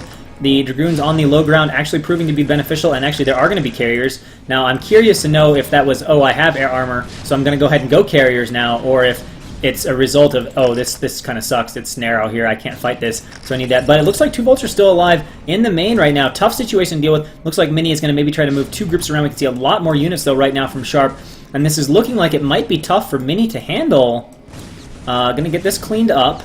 And here we go. Big reinforcement now. And look at these tanks in the choke. Once he starts to get a few in here, in range of the 3rd base, it's going to be annoying. The only downside here for Sharp is the longer this goes, the worse position he is in economically. However, he is starting a 3rd base over on the other side of the map. And now he has found this Protoss group, and he's trying to get some good mines and chase it down. Can he trap it off? Pretty good target firing, but now these goons will get completely trapped. They're going to eat at least one of these mines, and that is not good. Very few units remaining now from Mini, and he's completely choked out. He will not have enough time to get carriers. Can the shuttle get anything done? He needs some amazing Zealot mine drags or something like that, I would think. And nope, they aren't, and Mini is going to go back into his choke, so Mini's natural is absolutely dead. And of course, there are Goliaths being mixed in. He's completely aware of the fact that carriers are happening because he dropped into the base. Probes being ran away, but this base is going to fall, so it's going to put him on 2 bases. And switching into carriers right now, it's going to be 2 carriers against a Terran comfortably producing a boatload of Goliaths. Not looking good at all for Sharp, or for Mini rather. Alright, we're going to have maybe one last attempt. I don't think he's going to want to go up his ramp. I mean, if he goes up his ramp, he's never getting down his ramp again. So I think he's just going to fight here and try one more time. Maybe once the carriers are out, try to poke around, do something with those carriers. He should have interceptor upgrade by now. Start producing interceptors, or maybe replays don't show that. I don't know. Alright, we're running in. Here we go. This is, I think, the last gasp attack. Goliaths, can they switch their target firing? They are not going to switch their target firing. But the turrets are enough to take down the shuttle. But another wave of reinforcements, just not enough. You just can't win a fight like that in a choke like that. And Sharp, in dominating fashion, smashing over Mini on game 1. That was interesting. That was interesting. I mean, obviously the Dragoon range thing didn't help him, and probably he was a smidge behind from his Zealot harass, although it didn't feel like he should have been, but he was. I guess because a bunch of Zealots died without really killing that much. Even though he got a fast expansion, his unit count was low, and in response to that, Sharp did his little timing, and it does seem difficult to defend timings on a map like this because it's so damn narrow that it's difficult to engage Terran. Like, I don't know, once it was obvious Mini was playing, or that Sharp was playing a timing, I don't really know what Mini could have done more efficiently to deal with that timing, because you just don't have space to spread out and fight. So Sharp goes up 1-0. So we need to edit this guy. Sharp 1, Mini 0 as we go into Fighting Spirit.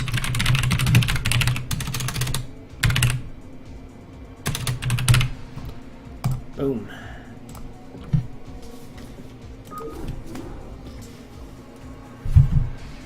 Alright, so game 2 of Sharp versus Mini. Sharp with the 1-0 lead with a convincing win on Third World into the most standard, well-known map of all time in Brood War, Fighting Spirit. If you guys don't know it, you're probably new to the game. Top right corner, as the White Protoss, we have Mini, and in the bottom right-hand corner, as the Teal Terran, we have Sharp.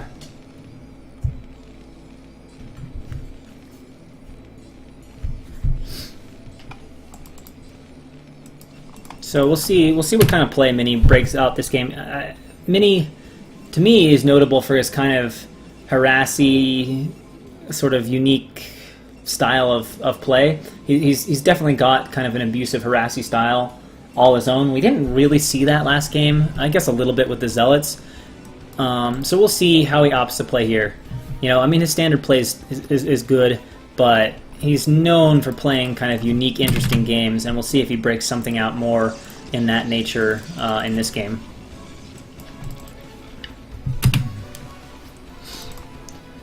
Of course, Depot, okay, we have a very early scout. A Pylon scout. Alright, well, I am going to assume he's up to something because it doesn't make sense to Pylon scout in this matchup. I can't think of why, unless he wants a gas deal. Again, gas deal you probably need to go out earlier than that, and plus on a 4-player map. I don't know. you're just hurting your economy pretty decently by pylon scouting, so we'll see if he has a reason for it or not. Why he wants to be out this early with the probe. Is he gonna no, he's gonna take gas normally this time. Alright, so normal gas.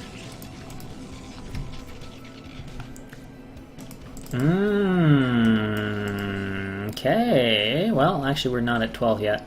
Could just be a barracks on a low ground, but that would be pretty weird if you weren't planning to expand there, so I think at this point we can convincingly say that Sharp wants to go ahead and do rack CC cross map, so that's nice for this build. Best position you could have for it. And SCV is going to take some serious damage. Second SCV on the way down. I'm going to have to pull this one and use it to fight the probe, perhaps. Needs to be careful, though. This SCV is pretty hurt. Okay, he's got to change, but now he's got to bring another one down. And he's going to go ahead and scout with this, which is fine, I suppose. There we go. Now I can defend this harass. So again, nice micro by Mini. Mini known for those kind of cute things. And again, with the Zealot theme, but this time it looks like it'll just be a single slot. And we should see a core... wait. Are we just going to expand? Alright, so he's just going to say, you know what, you're expanding. I've made one Zealot. I'm going to go ahead and expand. I won't be that far behind. Perhaps not quite as optimized as yours, but still in pretty good shape. Oh, he made a probe. Lost his ability to build a Nexus. There's the Nexus.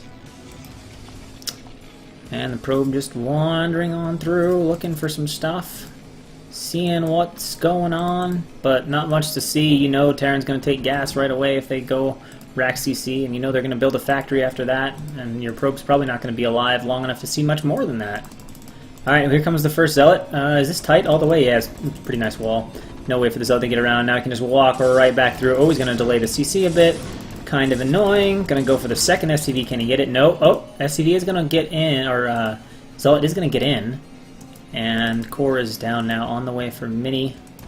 Zealot running around at these Marines trying to pick them off, but the control is fine from Sharp.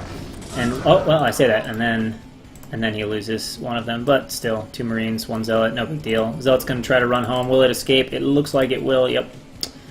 So it'll escape by the chin on its teeth, but quite weakened up. Oh, some SCV just died somewhere.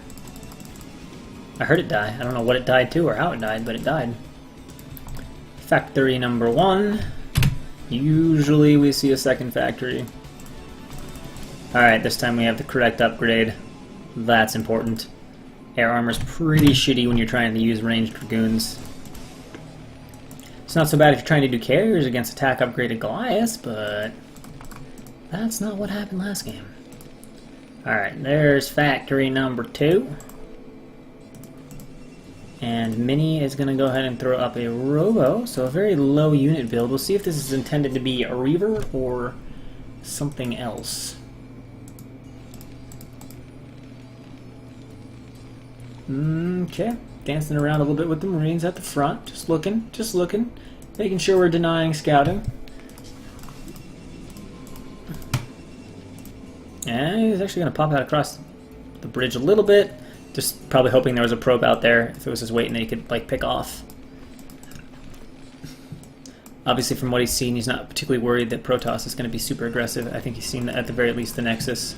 Starting to wall that off against Vulture Harass, narrow the choke. Probably a smart idea, especially if you're going for an expansion-oriented build and you're going to have low goon counts. And especially true if he's intending to take a really fast third base. Then you really are going to need an efficient wall, because you know if you've got an open choke, even if you have like 3 or 4 goons, you know. Large group of vultures can run by super easily. A few more vultures on the way. I can't even click on what that is, which is super annoying. It's probably an academy, but I guess it could be anything in theory. Alright, so we are getting speed, and we're making a decent number of vultures. Goon coming down. Hey, there's range! There's range! Is he? Oh yeah, he hasn't even made a single tank yet, I don't think. Is he going to make a tank? No, he's not. Alright, this is interesting. But of course, the lack of tank is going to be really noticeable to Mini. It's going to basically tell him, hey, I'm about to be harassed with vultures because there's not a tank. Okay, never mind, there's no probes coming over here. I was just thinking the pylon wall wasn't completed. Alright, and oh, he's made a Zealot. He's going to go Reaver, obviously. We're seeing a support bay and a Zealot. That tells you a lot there. Needs to get in position. He's out looking for this Vulture. He knows it's got to be over here somewhere. But here come 2 more Vultures, and now speed is done. Zealot blocking the choke, and the Dragoon is out of position, so this could be a problem for Mini. Mines are being laid down. Oh, there we go. Never mind. Well handled by Mini, getting that pylon up. He's just like, nope, you can't get in. Obviously, the Reaver is scouted. Oh, can he get even a probe from there? No, gotta run away. But look at that. He's like, I know we are going to try to run, so I'm just going to block this off. So these Vultures are pretty damn trapped. Shuttle is loaded up. I think I just heard the shuttle being loaded up. Oh, shit! Oh, okay. Alright, that wasn't bad. That wasn't bad. Oh, that one was bad. That time he ate the mine. Dragoon will finish off those Vultures. Alright, now we're getting tanks. We have 2 out, so he's secured his bunker area. Got a pylon up there to watch for the base. It was indeed an academy. We got some scans up, and the shuttle is across the map now. Is he getting speed for it? I keep forgetting to check. He has speed for it, though, so we got a fast shuttle, which is very annoying. And of course, this is the kind of stuff that Mini is pretty good at. We've got a Wraith on the way to deal with this, but he will need to be careful of the first time the shuttle comes rolling on in. Reaver at the front. Is he just going to leave it here and just not bother to harass? I guess he's got nothing inside. No, he's got a Dragoon. It's good that he has a Dragoon, as that allows you to not necessarily get totally screwed if a Wraith shows up and just have to drop everything and sad leave. Can go ahead and kill this pylon back off up to 4 gateways. Now that he's got his 3rd running, economy looking pretty decent for Mini. CC going up for Sharp, and we're going to see some macro play at this point. And whoop, there's the Reaver being annoying. Alright, and Mini or Sharp heading over to the 9 o'clock base, going to clear out this pylon and secure everything to expand. Mini sending over a few goons. Now with the shuttle and 4 gateways, against just the 2 facts, it does offer a potential window for Mini to be really annoying and delay the 3rd base of Sharp. Especially, like I said, especially with the shuttle. He's going to need to be careful. He's got a decent number of units over here, and it's not like Mini has a large ground army, so it's going to be hard to get something done. But it is possible that he could, with that supporting cast of a shuttle. Now, where's the Wraith? He made it. It's probably just hanging out. I don't know where it is right now. Okay, we're going to go into the main. Reaver being dropped. Reaver not being committed to. Where are you, Wraith? It must be somewhere, right? I'm assuming he didn't just send it to die. I don't know. Oh, there it is. There it is. Down by the starport. And we're going to get a dropship. Makes sense, because we've got a starport. Something's going on here that's not good. You don't see that very often. It's a lot of vital probes. Actually, this is almost suspicious at this point. He's like, what is he so focused on right now that he has all these idle probes? Like, this reminds me of what happens when you have a broken rep, which I hope we don't have. No? Alright, we're still macroing. He's focused on something, but I can't tell what the hell it is. I legitimately don't hear anything going on, and he has a fuck ton of idle probes. Possibly just misclicked a Maynard or something weird, but... What is going on? Is this rep bugged or something weird? I mean, I still see stuff being produced.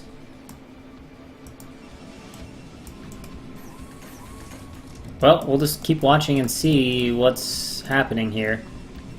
I mean, I don't know, this is kind of weird. Kind of weird. Alright, well, we have a small attack from these Dragoons here. Maybe we can try to pick off a few of these tanks, but there's actually a few Zealots coming in here.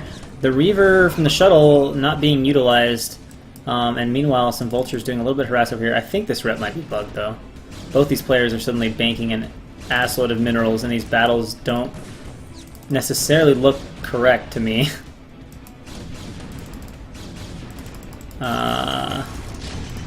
Yeah, I don't know. 2K minerals is like hard to imagine. But there are like occasional production rounds still going on. Like, I don't... If it is bugged, it's bugged in some weird way, but this is like... Yeah, this is not really possible to believe. Yeah, none of this makes sense. Yeah, this just doesn't make sense. So there was probably a pause or something. They didn't fix that? I would have assumed they fixed that. Alright, we're going to see if anything happens that makes sense in the next few minutes, but this is already way too weird to believe. Yeah, this would not happen. Alright, it's bugged.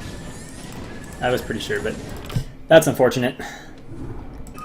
And that was a decent, like, 30-minute long game, so it probably could have been something decent.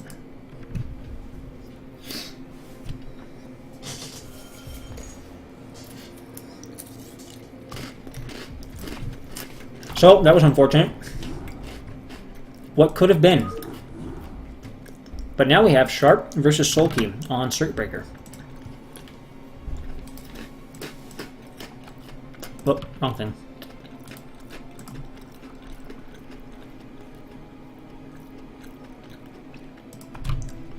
Ah. It lags here sometimes, I don't know why. Bummer about the bug replay.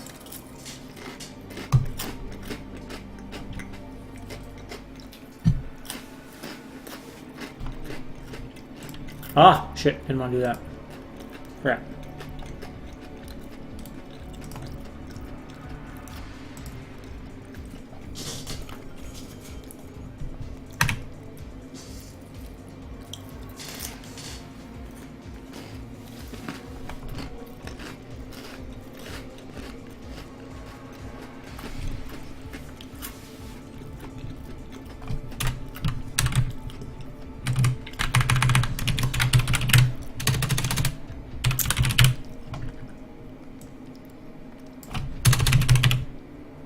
What? Oh, it randomly lags. Just typing the text in the text box in OBS, everything else runs smoothly, but for some reason the text box goes crazy.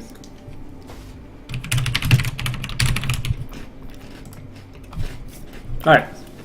Hopefully, these last two reps are not bugged.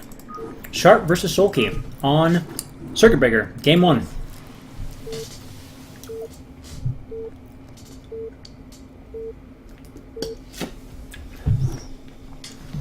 So spawning in the bottom left-hand corner as our blue Terran, we have Sharp. And in the top right-hand corner as our purple Zerg, we have Soulkey.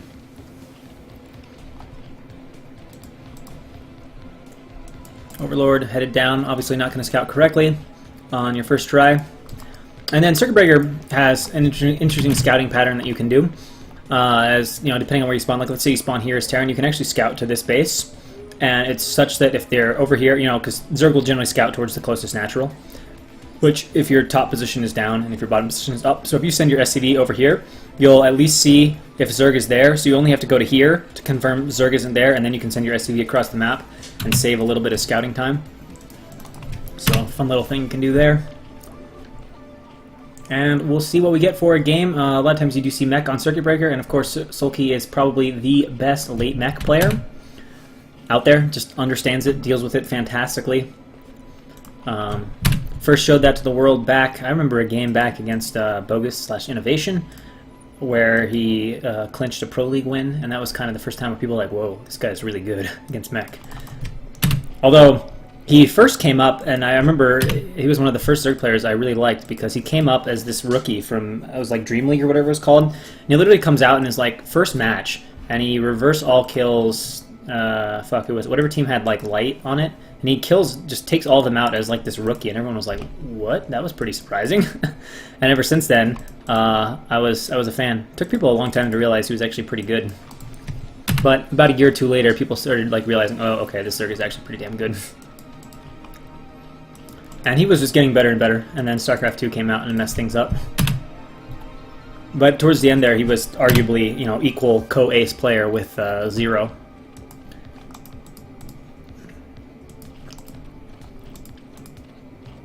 Unfortunately, Zero's not playing very much StarCraft anymore. I miss that dude.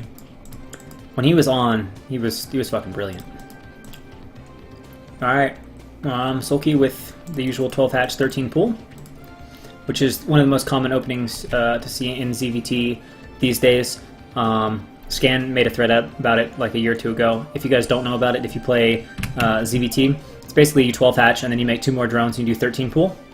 It's just basically an optimized eco-heavy version. that it doesn't really suffer from any problems, because most Terrans aren't going to do early aggression, and with proper micro, you can even deal with bunker rush. I mean, obviously you're in some trouble if Terran is proxy raxing, but the other 95% of the time, it's good. Okay.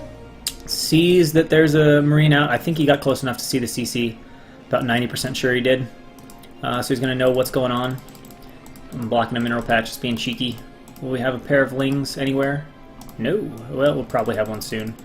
No, actually. Okay, there we go. So again, just really optimizing that economy. You can see only making one pair of lings, having seen that there's CC. Might be an issue, though, because there are 2 Marines coming across the map. Although they might just be looking for the Overlord. Which they will potentially find. This could be interesting. It's going to be close. I think the Overlord can escape. This is going to be close. Nice move here by Sharp. He's obviously seen Soulkey, noticed that Soulkey didn't build any lings, comfortable enough to move out with Marines on the map, and he knew from Soulkey's, where Soulkey was, where the Overlord would go, and perfectly intercepting it, but it was a few seconds too late. And now he's going to... I don't know what he's doing with this. More than enough lings out to take care of this if they're caught. Just hanging out over here. Okay. It's weird, but whatever. Ling speed. Ling speed before lair. Okay. Okay. Are we going to be aggressive here? Oh yeah. Oh yeah, that makes sense. That makes sense. So, there's no bunker, and there's 3 Marines on the wrong side of the map. This is bad for Sharp. Could be annoying, could be okay if he intercepts a few lings, but this is only 3 Marines, so the chances are they're just going to get eaten up. Oh, and Soulkey notices it. They're just going to get devoured. Dinner time. Bad for Sharp right now. Bad for Sharp. This Marine will go down. He's going to try to like walk in here and at least see the timing of the lair, which is nice, because now he's going to know when tech can come, but a lot of lings on the way, and it's before bunker. Can he get in there? Oh no, it looks like the positioning is good enough for Sharp right now. So the major threat now reduced. Soulkey is not going to win outright unless he just spams lings like crazy, which we can see he's not doing. So no way Soulkey's going to win outright. Might get some damage done, but I think Sharp is now pretty prepared for this. Good bunker timing for him. Lair's done. Spire on the way. And pretty good, despite going ling speed first. The Spire timing is still pretty decent. Probably that'll give you, what, maybe 6:45 Muta timing, so maybe losing 15-20 seconds off his Muta, which is about what you expect, right? The time to mine 100 gas. Second barracks going up. We haven't taken a look here. Alright, so we do have the +1 rack, so we're about to see 5 racks going up. And we'll have some Marine mid-game aggression, trying to deny that third base of the Zerg.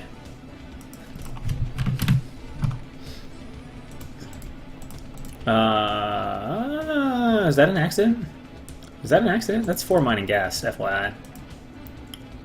Maybe that's saying, hey, I went ling speed first, I'm trying to optimize this, but I imagine that's accidental.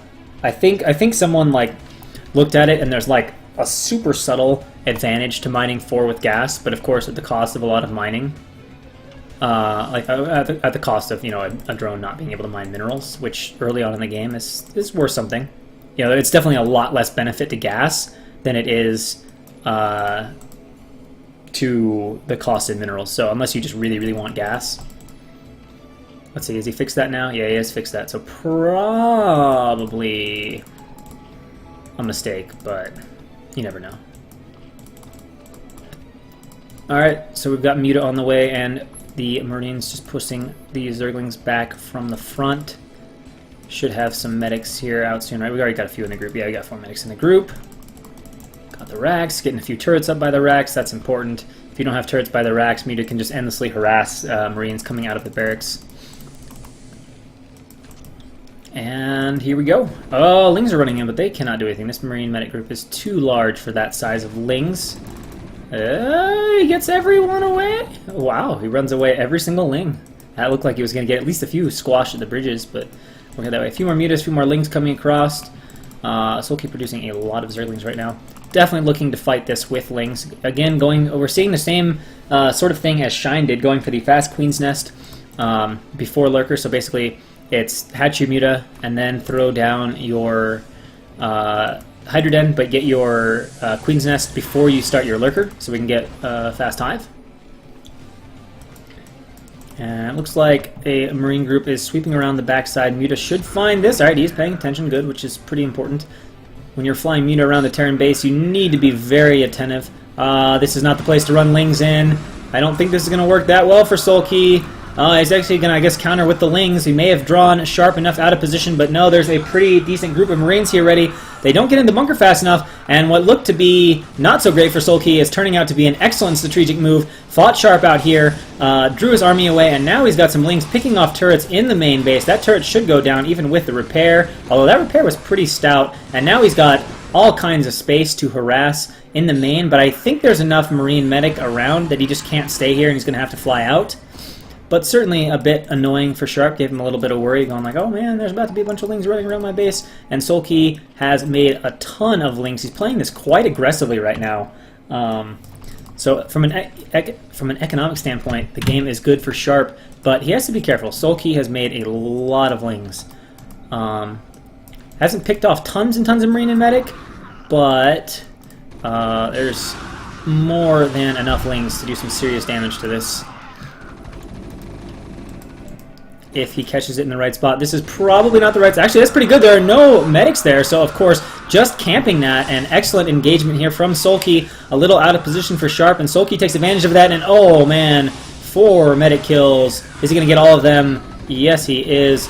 Now, the bunker is in danger, and there's only a few Marines coming out, but the repair is there. But now Soulkey dealing some serious damage, trading his Lings for Marines very well, keeping that count very small, which means there's no danger right now of aggression. Just continuing to make Muta. He's added a few Lurker. He's got his hive. We should see a Defiler mound somewhere, someplace, somehow, sometime, maybe. Is he just getting Adrenal? What is he doing with his hive? He's got a hive. Maybe he just can't afford it. I don't know. Maybe he wants it for Nidus. Or is he getting... I doubt he's getting Greater Spire. Nah. Alright, so we are getting Nidus. There's our Defiler mound. Maybe it just finished and I just went back to it. And we got a couple Hydra morphing here. Third base is not defended, but Soulkey has been trading. So the only thing not good for Soulkey right now is potentially his economy. It isn't that booming, but it's not terrible either. And it looks like Sharp has taken enough damage that maybe he's just going to go down here and take a third base. He's got this SCV over here, so I'm thinking he might. And we got some Lurkers by these ramps, so we'll see where Sharp goes from here. I think he wants to just expand. I think. I mean, I don't know for sure, because this SCV still doesn't do anything. He does have double drops again, which is actually what we saw him play against Shine. So a pretty similar game, except Soulkey's played it a little more aggressively than Shine did. Shine kind of stepped back and played macro, whereas Soulkey has made a lot of Lings and tried to be really aggressive, dealing some damage to Sharp. So now it's going to be a matter of positioning and shutting down these dropships. If Soulkey can get Scourge in the right positions or have his units in the right positions and shut down these drops, he's going to be in a very, very strong position as his economy kicks in and he gets the third base well secured. He looks like he's pretty prepared to deal with drops. But if the first drop gets in and kills a lot, it is pretty easy to lose the game from there. He's got the Nidus there. He's got Lurkers burrowed. So if his reactions are good and he's on top of things, he should... Oh, he already knows it. Does he already know about it? Oh, this should be pretty good, although Lings... Okay, enough Lings on top of it that he will shut it down, and that's a good start for Soulkey. It doesn't mean you can't make a mistake. Gonna leave a few Marines out here. I guess maybe to stop intercepting Scourge, but here come the Muta! This is looking okay for Soulkey as he continues to pick the units off, and oh, this is not good for Sharp. He is gonna lose these dropships. I don't think there... Well, I'm assuming there was enough Muta. No, there's only 6. Never mind. If there was 11 Muta there, I think the Muta would have just microed everything down. But now, dropship staying out on the base. Oh, he's got to be careful! Alright, good reaction from Soulkey, only losing 1 there. We got 4 Lurkers at the front. We've got Swarm out now. Where are these dropship headed? Are they headed to the main? Are they going to commit to anything yet? Are they just going to load up? We'll see what the game plan is. Rallying some Marines across the map. No sign of a third base, so this is going to be reasonably aggressive here from Sharp, staying on 2 bases for quite some time. We can see Soulkey is getting some macro hatches up now. The economy is starting to kick in, and Sharp is in danger of losing his window. It is definitely not done yet, but we can see there's a lot of defense here. He's got pairs of Scourges ready. He's got some Muta thrown back in the main. A few Lurkers burrowed strategically out here. Just very good unit positioning right now for Soulkey, looking to understand the position he's in. Just defend, and I am in a commanding spot. Swarm immediately up at the front, and are we going to see an irradiate on the skirts to try to drop it anyway? Or are we just kind of taking a look at what's going on? Definitely some Scourge threatening. I lost track. Okay, the dropships are just hanging out over here. They are loaded up, but right now there's just not much of a window. I think in order for Sharp to get in one of these drops, he's going to have to create a window, and I'm not sure there's enough Marine and Medic to really create that window, and we do see, as a response, that they're going down, pushing back these Marines with a swarm. Going to pick off a few, one of the vessels getting scourged. Oh, he got the Defiler. That was a nice kill. And now, here we go, dropships. He can stop one. Muta in place to stop the other. How will this be played? Okay. That gets in. Lurkers being burrowed under swarm. Dropships, actually, he's not ready to commit to the drops yet. And just dealing with this small force at the front. Has a little group. So he does have some choking out of Soulkey. But Soulkey is about to move this group away from his natural. And then he's going to have free access from at least one base, trying to Scourge that. Nice Scourge. Almost gets the target fire, but Sharp just a little too slow. Marines running the wrong way, and now will these dropships try to do anything? Not yet. Okay, here we go. Is Soulkey ready for this? Oh, yes, he's super ready for this. Oh, my God. Ermagerd. Everything is in place. This drop is going to do absolutely nothing. So that is not good for Sharp. Takes care of the dropships, and Sharp has not replenished them as far as I'm aware. Nope. So now it's just SK Terran against what Soulkey has. Oh, Soulkey's out of position here, though. Oh, is he? Oh, no. Oh, look at this unit positioning. That is so good. Everything is just like in the exact perfect spot to defend. And right now, Soulkey is just working Sharp over. Sharp is trying to find openings, but he is not finding any right now. And look at the supply advantage for Soulkey. 20 up. Has had that third for a long time. Sharp only recently having expanded this base. You can see he's only mined about 100 mils from there. Did he guess this right? Not quite enough to get rid of this force. And finally we have a large unit. There's a lot of units just kind of randomly spread out for Sharp, which can work. Oh, perfect. Oh, no, good target firing. Ling's dying quick enough. I thought that was going to be a good run for the Scourge. Picking off a few of these, and there we go. See, that's where it gets interesting. You know, we've got these small groups out here. They can be annoying if you send out like 1 or 2 scouting lings, but if you send out decent groups, they just die. They're probably just there for vision, though, to be honest. Soulkey running a few lings at the main, not sure what that is supposed to achieve. Adding a few sunkens for defense. Soulkey now having a ton of units out, and he is going to go into his Ultra Tech. He's got his 4 bases. Ultras play very nice against that. Oh, misses the target firing. Soulkey gets a vessel there with 2 Scourge. Efficient sniping.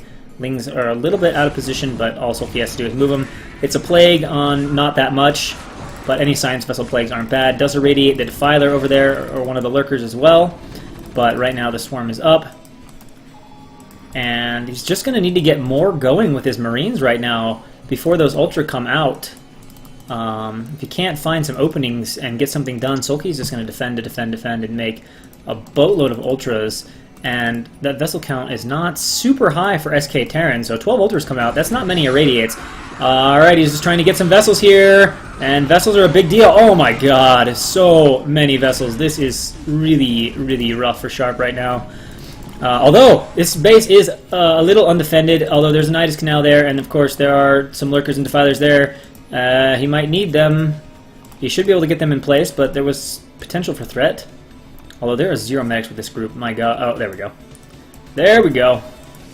Marines obviously just pouring out. Should be a boatload of racks. Hard to keep on top of the macro. You can see even Sharp struggling with it. Here we go. These Lings are running in. This is a little bit suicidal by the Lings without a Defiler support. Here we go. He's running in. The Sunkens are going to go down fast. The Defiler needs to get over. There's the Defiler. No Fire Bats in here, though. So a Swarm will basically stop this. Nice Swarm, but can he get the Defiler? Yes, he can. That is something. There's a Fire Bat, but it can't just go in there and fight. Well, actually, maybe it can. Oh, no! Bad Vessel Rally. Bad Vessel Rally. Some action going on over here. Lynx have not done anything about that base at the top left. And he's trying to use that one Fire Bat, but now here come some Lurkers, and that will drive the army back out. Lurkers burrowing up front. And again, Sharp getting nowhere. We can see a Ling has spotted this base. It's good. These 3 Lings are going to miss their opportunity to deny this command center. So Sharp is trying to get back into this game with some expansions. We should see pretty soon, though, the Ultraless Soulkey waiting for his speed to finish before he commits to them, getting some Overlords up. We can see the first Ultras being thrown into the mix. Here comes a big round of Lings. The medic is not healing right now, so that will be taken care of. Reinforcements need to scramble back into position, or maybe this will get taken care of. Wow. What are the upgrades? 2-2 against... that's surprising. Alright, using a swarm, driving back the small group of Marines over here, being annoying. That's not the best spot for those. I don't know if they just got on-hotkeyed or what they're doing over there. There's some weird group positions here. It's just such an APM-intensive style that even at this level, it can be hard to keep up with everything. Getting some irradiates on the Ultra, but remember, there aren't that many vessels at this point, and Soulkey just charging in here with Ultras. I don't think there's quite enough Ultras to get anything done without Defilers, so yeah, he's got to pull back. Maybe going to pick off a few of those medics. And Soulkey is just comfortable right now with his 4 bases, but it's looking... Well, no, I was thinking maybe he's going to go expand there. We got 4 Ultras running in over here on the right side of the map, and Sharp is not really in position for this. I don't think this will do a whole lot, though. Vessels should come over here, drop a few Irradiates, might kill a few SCVs off, but there should be a large enough arriving group of... Wait, what? Is he... okay, I don't know what he's so worried about here. No medics with this group, and Sharp is having medic problems for sure. He's losing more to these units than he should be. Trying to keep everything together. He's getting this base shut down, which is really odd to me. I mean, he had all these medics, and for some reason he moved down. I don't really know why he did that. But yeah, that's a large group of Marine and Medic. He needs Defiler support with this, although this is going to be potentially good. You can see he tries to run the Lings in, doesn't really get too much out of that. Then the follow-up Scourge, though, do get 2 more vessels. And just going to hold that Ultra there under the Swarm. And now, oh, okay, can't do that. Got to get this Marine group over here if you want to get back to mining this base. And we can see Sharp getting down to about 1 mining base. Soulkey, okay, he's going to start taking that expansion over there. And again, running Lings at these group. And with no medics, a large number of Lings like this will eventually take down these groups. I mean, it's great to block this off, but it is costing him dearly to do that. Trading Lings for Marines is pretty damn efficient on Zerg's part, because obviously 2 Lings are worth 1 Marine in terms of mineral cost. And here comes a large swarm of Ultras. Is there a Defiler with this group? Yes, there is. It's going to get really annoying. And the Lings being flooded in at the bottom. Is this the tipping point with that Defiler? Can there be a swarm down here? If it is, this group is done for. There it is. It's got to pull back. Maybe 1 more swarm, and this group is just pinned into the back. Needs to throw down a Radiate or something like that. Nope, not enough. So this base is getting continually shut down, and there it is. GG. Soulkey overrunning Sharp. Too much macro, and honestly, Sharp's play just not tight enough to take that game. Soulkey showing why he is generally considered to be by far the stronger of those 2 players, and why he's considered to be one of the better Zergs out there in the scene. 1 more game to go, guys. 1 more game to go. Yeah, the previous games have been casted. I casted a couple of them. I casted 3 and 4, and they should all be up on the YouTube channel. If you search the thread, if you Google the thread, like People Sponbang, you'll find it. There's a YouTube channel for it. I can link it after the cast is done, where you can find all 3 previous matches as well. So here we go. Game 2, Sharp versus Soulkey. Author says Stork. Interesting. So Stork was the obs. Alright, Game 2. Pretty dominating Game 1 win for Soulkey.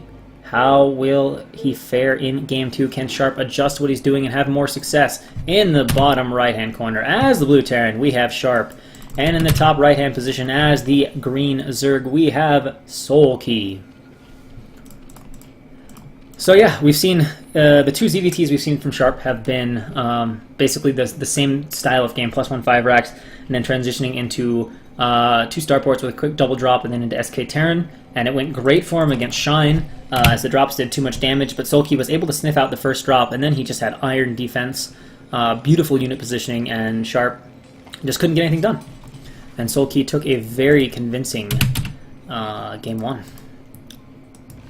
So we'll see if Sharp opts to play the same way. Maybe that's a style he really likes, or it may just be coincidentally we've seen 2 of those games from Sharp. I don't follow enough Sharp games to tell you how he likes to play. I can tell you what Flash likes to do, I can tell you what most of the major Zergs like to do, I can tell you what most of the major Protosses like to do, but when it gets down to guys like, you know, Sharp, Shiny, well, Shiny's known for good builds, but you get to some of those guys, unfortunately, just usually not as compelling to watch as the top players are. Alright, so we got a forward 8 racks here from Sharp, so this has potential to be dangerous for Soulkey, especially depending on what Soulkey decides to do. He's got a Overlord head in the right direction, can definitely snipe the Overlord, and of course it offers additional bunker rush potential, and it is going to be a bunker rushable build by Soulkey, opting for 12 hatch. We got a drone going cross map. Not going to find him there. Second Overlord going out, hatch goes down, and he is going to make 2 more two more drones probably, do the optimized version. So this could be pretty dangerous for Soulkey. Okay, Marine's about to pop, Overlord's about to walk over the natural. It's going to be very interesting to see where he goes with the first Marine. Probably going to go to assassinate the Overlord, which obviously is a bummer. Is there? No, he's going to go straight for it. He's going to go straight for it. He doesn't... Well, once he scouts, will he turn this Marine around? He's leaving it here. I think he's going to scout, and then he's going to go back with the Marine. No? No? Okay, Soulkey knows that Terran is there because he's scouted both spots. So Soulkey's going to get away with his Overlord. So that's something for him. But he's going to have to deal with heavy 8 racks pressure, which he has not scouted yet. Yeah, that's a nice place to leave the Overlord, I guess. It's quick enough that you can get away. But coming across the map, already an SCV in the main. Soulkey has no idea what's about to happen yet. Luckily, he hasn't gotten his Overlord killed, so he does have it. And we're starting a bunker out of vision. This is very problematic for Soulkey right now if he does not spot it soon. Now he's going to know it's there, but this one's going to for sure finish by the time any lings are out. And look how late. This is a very late drone pull. There are already 3 drones there. Going to be very difficult for Soulkey to deal with. And it might not even be possible. We're going to try to catch this one Marine. Can't do it. Is he going to try to drop creep colonies to defend this? It looks like he might. But will he have enough? The Marines are obviously going to come forward and try to deny those. Lings are popping right now. Drones need to be careful. He's pulled a lot of drones down here so he can drill if he wants to. But the 8 racks dealing plenty of damage. Oh, the Lings can't even come down the ramp. He should be able to shut down that first sunken colony. And now Soulkey says, this is the moment. I got to go for it. And he gets a pretty good surround on bunker number 1.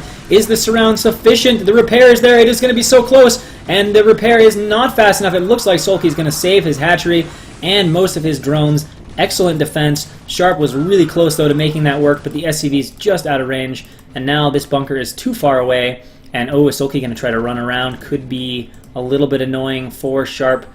He will have to retreat the rest of the Marines. Yes, he will. How many are in this bunker? All right, so there are 3. So this bunker is not, like, ignorable. But I think he's going to pop a few more, and then surround the bunker and finish this off and pick off the last 2 Marines remaining. Or possibly just go around and flat-out counter, which can be a problem. The bunker is going. Is he going to... Oh, this is going to be really close. This is going to be really close. I don't think it's going to be done. Oh, my God, this is bad for Sharp. These Marines are going to go right down. The bunker is... Oh, holy shit, that timing. Oh, my God. Just enough timing. But 2 Lings are going to run into the main, and more Lings spilling out from Soulkey's base. They are not fast. They are not going to be fast. Defense is still there. Smart by Soulkey, aware of that. 2 Lings there. He's also threatening at the front. Not enough Zerglings, though, to get anything done. Probably won't even try to run by. So I think the aggression from Soulkey is now shut down, aside from what these 2 Lings can get done. And at some point, he may go surround the bunker. Although he's actually continuing to make a ton of Lings.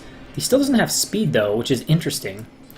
He's intending to be aggressive. I'm surprised at the lack of speed. Maybe, well, I guess he just felt his economy took too much damage and he's just got to go for it. I didn't realize his economy was that bad. But it is bad. There's only 7 drones. I thought he only lost a couple in the process, but obviously he lost more than that. So this is just going to be all-in slowlings here from Soulkey. Continuing to be very annoying with these 2. And, oh, there is an SCV on the map for Sharp. Does he know what's coming? Oh, yeah, he knows what's coming. He knows what's coming. Is Soulkey at any point... Okay, Soulkey is now going to switch out of that. Again, no gas, no Ling speed, which is just... Without Ling speed, this doesn't seem dangerous at all. What's he trying to do? Oh my gosh, that was not very good looking from Soulkey. Of course, with slow Lings, it's always going to look worse. So that was some donated Lings there that accomplished absolutely nothing other than getting another scouting Ling into the main. Actually, wait, he's got 4 in there. Alright, Soulkey's doing something. Soulkey's getting something done. Hey, he's got to send... Oh, 1 is not enough, though. This can just get picked off. Lots of micro in lots of different places, though. And can Sharp keep up? Maybe, maybe not. All right, finally getting... Oh, no, see? He's not quite keeping up with it, and Lings are doing damage. Soulkey is getting the better of the multitasking here, paying attention to his groups more efficiently, getting work done with these Lings, whereas Sharp is just losing units and supply depots, so Soulkey is kind of working his way back into this a bit. Still not in a good position by any means, but he is getting some work done with these Lings. It has not turned out to just be sacrificed economy, which he definitely needed to get something done after he tried to run these 6 Lings in and got brutally blocked by Sharp. He's on 2 hatches. He's going to get a lair, but I mean, you know, very slow lair. But Sharp's build is pretty damn delayed too. 8 racks into Command Center that only just recently got mining. But now we have medics out, and Soulkey is going to need to make some creep colonies ASAP or risk death. And he will see it with this Ling. Can he get... He's going to need more than 1, I think. That's what, 5 groups and a... Well, okay, that's not a ton. What's he got? Okay, so he's getting the second one. Sunken going down immediately. He's got like no Lings though, and he's gonna get here before... Oh, he's gonna get here before the Sunken finishes. Can Soulkey defend? I don't know about this. It looks bad. Lings are popping. Is it gonna be enough delay time? He's having to send them in. Maybe with the drone pull, it's gonna be... Okay, it's gonna be enough. Down to just 3. So another razor's edge timing that Soulkey just ekes out. And range... Oh, range wasn't done either. That makes it harder to get anything done. Didn't realize that was the case. Alright, Soulkey's got his lair. He's starting to get something that resembles an economy. It's not a good one, but it's not 7 drones either. Spire and a 3rd hatch. But it looks like there will be several racks done by the time that Spire finishes. +1 starting. Forced to play... not able to play +1 5 racks opening the way he did. Tough position for Soulkey. Tough position. Definitely lacking in economy. And of course, if you were going to play a faster Muta style like that in terms of hatch to Spire timing, you know, going Muta off 2 hatch and just throwing down a 3rd, you'd like to have your Muta at a little better timing relative to when Terran's getting their production running, but not the case for Soulkey. I'll have to rewatch the beginning of that rep and see where those drones died. Or maybe it was just he was forced to really cut his production hard and just didn't have that many drones to begin with. Alright, we got a large army here. Large-ish army moving across the map from Sharp, and it's forcing a 3rd creep colony out of Soulkey, which is really annoying because, you know, he just wants to drone and make Muta at this point in time. Fueling's looking for reinforcements, nothing to be found. Sharp is well prepared, and now with this larger group here, he'll probably choose to reinforce.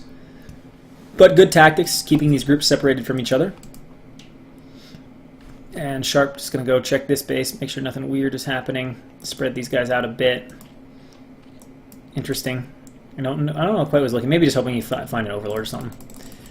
And now the Muta are on the way for Soulkey, and actually was able to make about 9 Muta, so that part is something, I guess.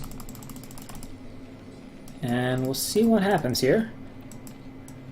3 Sunkens. If this group got together, the front would be bustable. And Starport on the way, so really, really fast tech. That's going to be a problem for Soulkey as this goes on. He still doesn't have link speed. Oh wait, did you just get... Oh, never mind, he's got link speed. I'm just going crazy. Alright, we're going to have a little bit of Muta harass. Looks like he's going to fly right by into the main. There are no turrets anywhere in here, which could be... Oh, well, nowhere by the barracks, which I thought maybe is what he's going to go for. Alright, so he's going to get at least 1 turret down here, but can he get much done? We'll see. He needs to kill some SCVs for sure. But right now, actually right now he's finding a pretty good position, but this is what I was worried about. This is a very large army coming in towards the natural here. Muta are doing some beautiful harass, but I don't think he's quite prepared for this. This is more than enough to bust through this. This is not looking good right now for Soulkey. The Lings are just coming in and going down. Will he be able to bust this? It looks like Sharp will be able to bust as expected. The Muta are coming back. Can he defend in time? He's going to need good micro. The group is small enough that I think it's possible to defend if these Muta aren't too damaged. Nice micro so far, but he needs to get a couple sunken colonies up. He's got 1. He's getting some good shots off, trying to take them down. 3 remaining, but this is not defended yet. And is it enough? Alright, it is just enough to clean up. He needs to make these, though. There are reinforcements on the way. Tight situation right now for Soulkey. Here comes the next round of reinforcements. These Sunkens are done. I think he's going to hold for the moment. It looks like he's okay. What does he have as far as tech, though? He doesn't have much, and he's trying to get something done here. He's going for it, but the medic's perfectly walling off the Lings, and no options here for Soulkey, and I guess Soulkey just doesn't feel he's got any options, and GG. And that's unfortunate. There wouldn't be a third game. They just tied themselves 1-1. But I believe that is all the reps we have for today. So thanks for watching, and I will see you guys all next time. And I need a link. I need to find the VOD for someone who was asking about it. Let's see. Should be here, maybe? Where's the YouTube?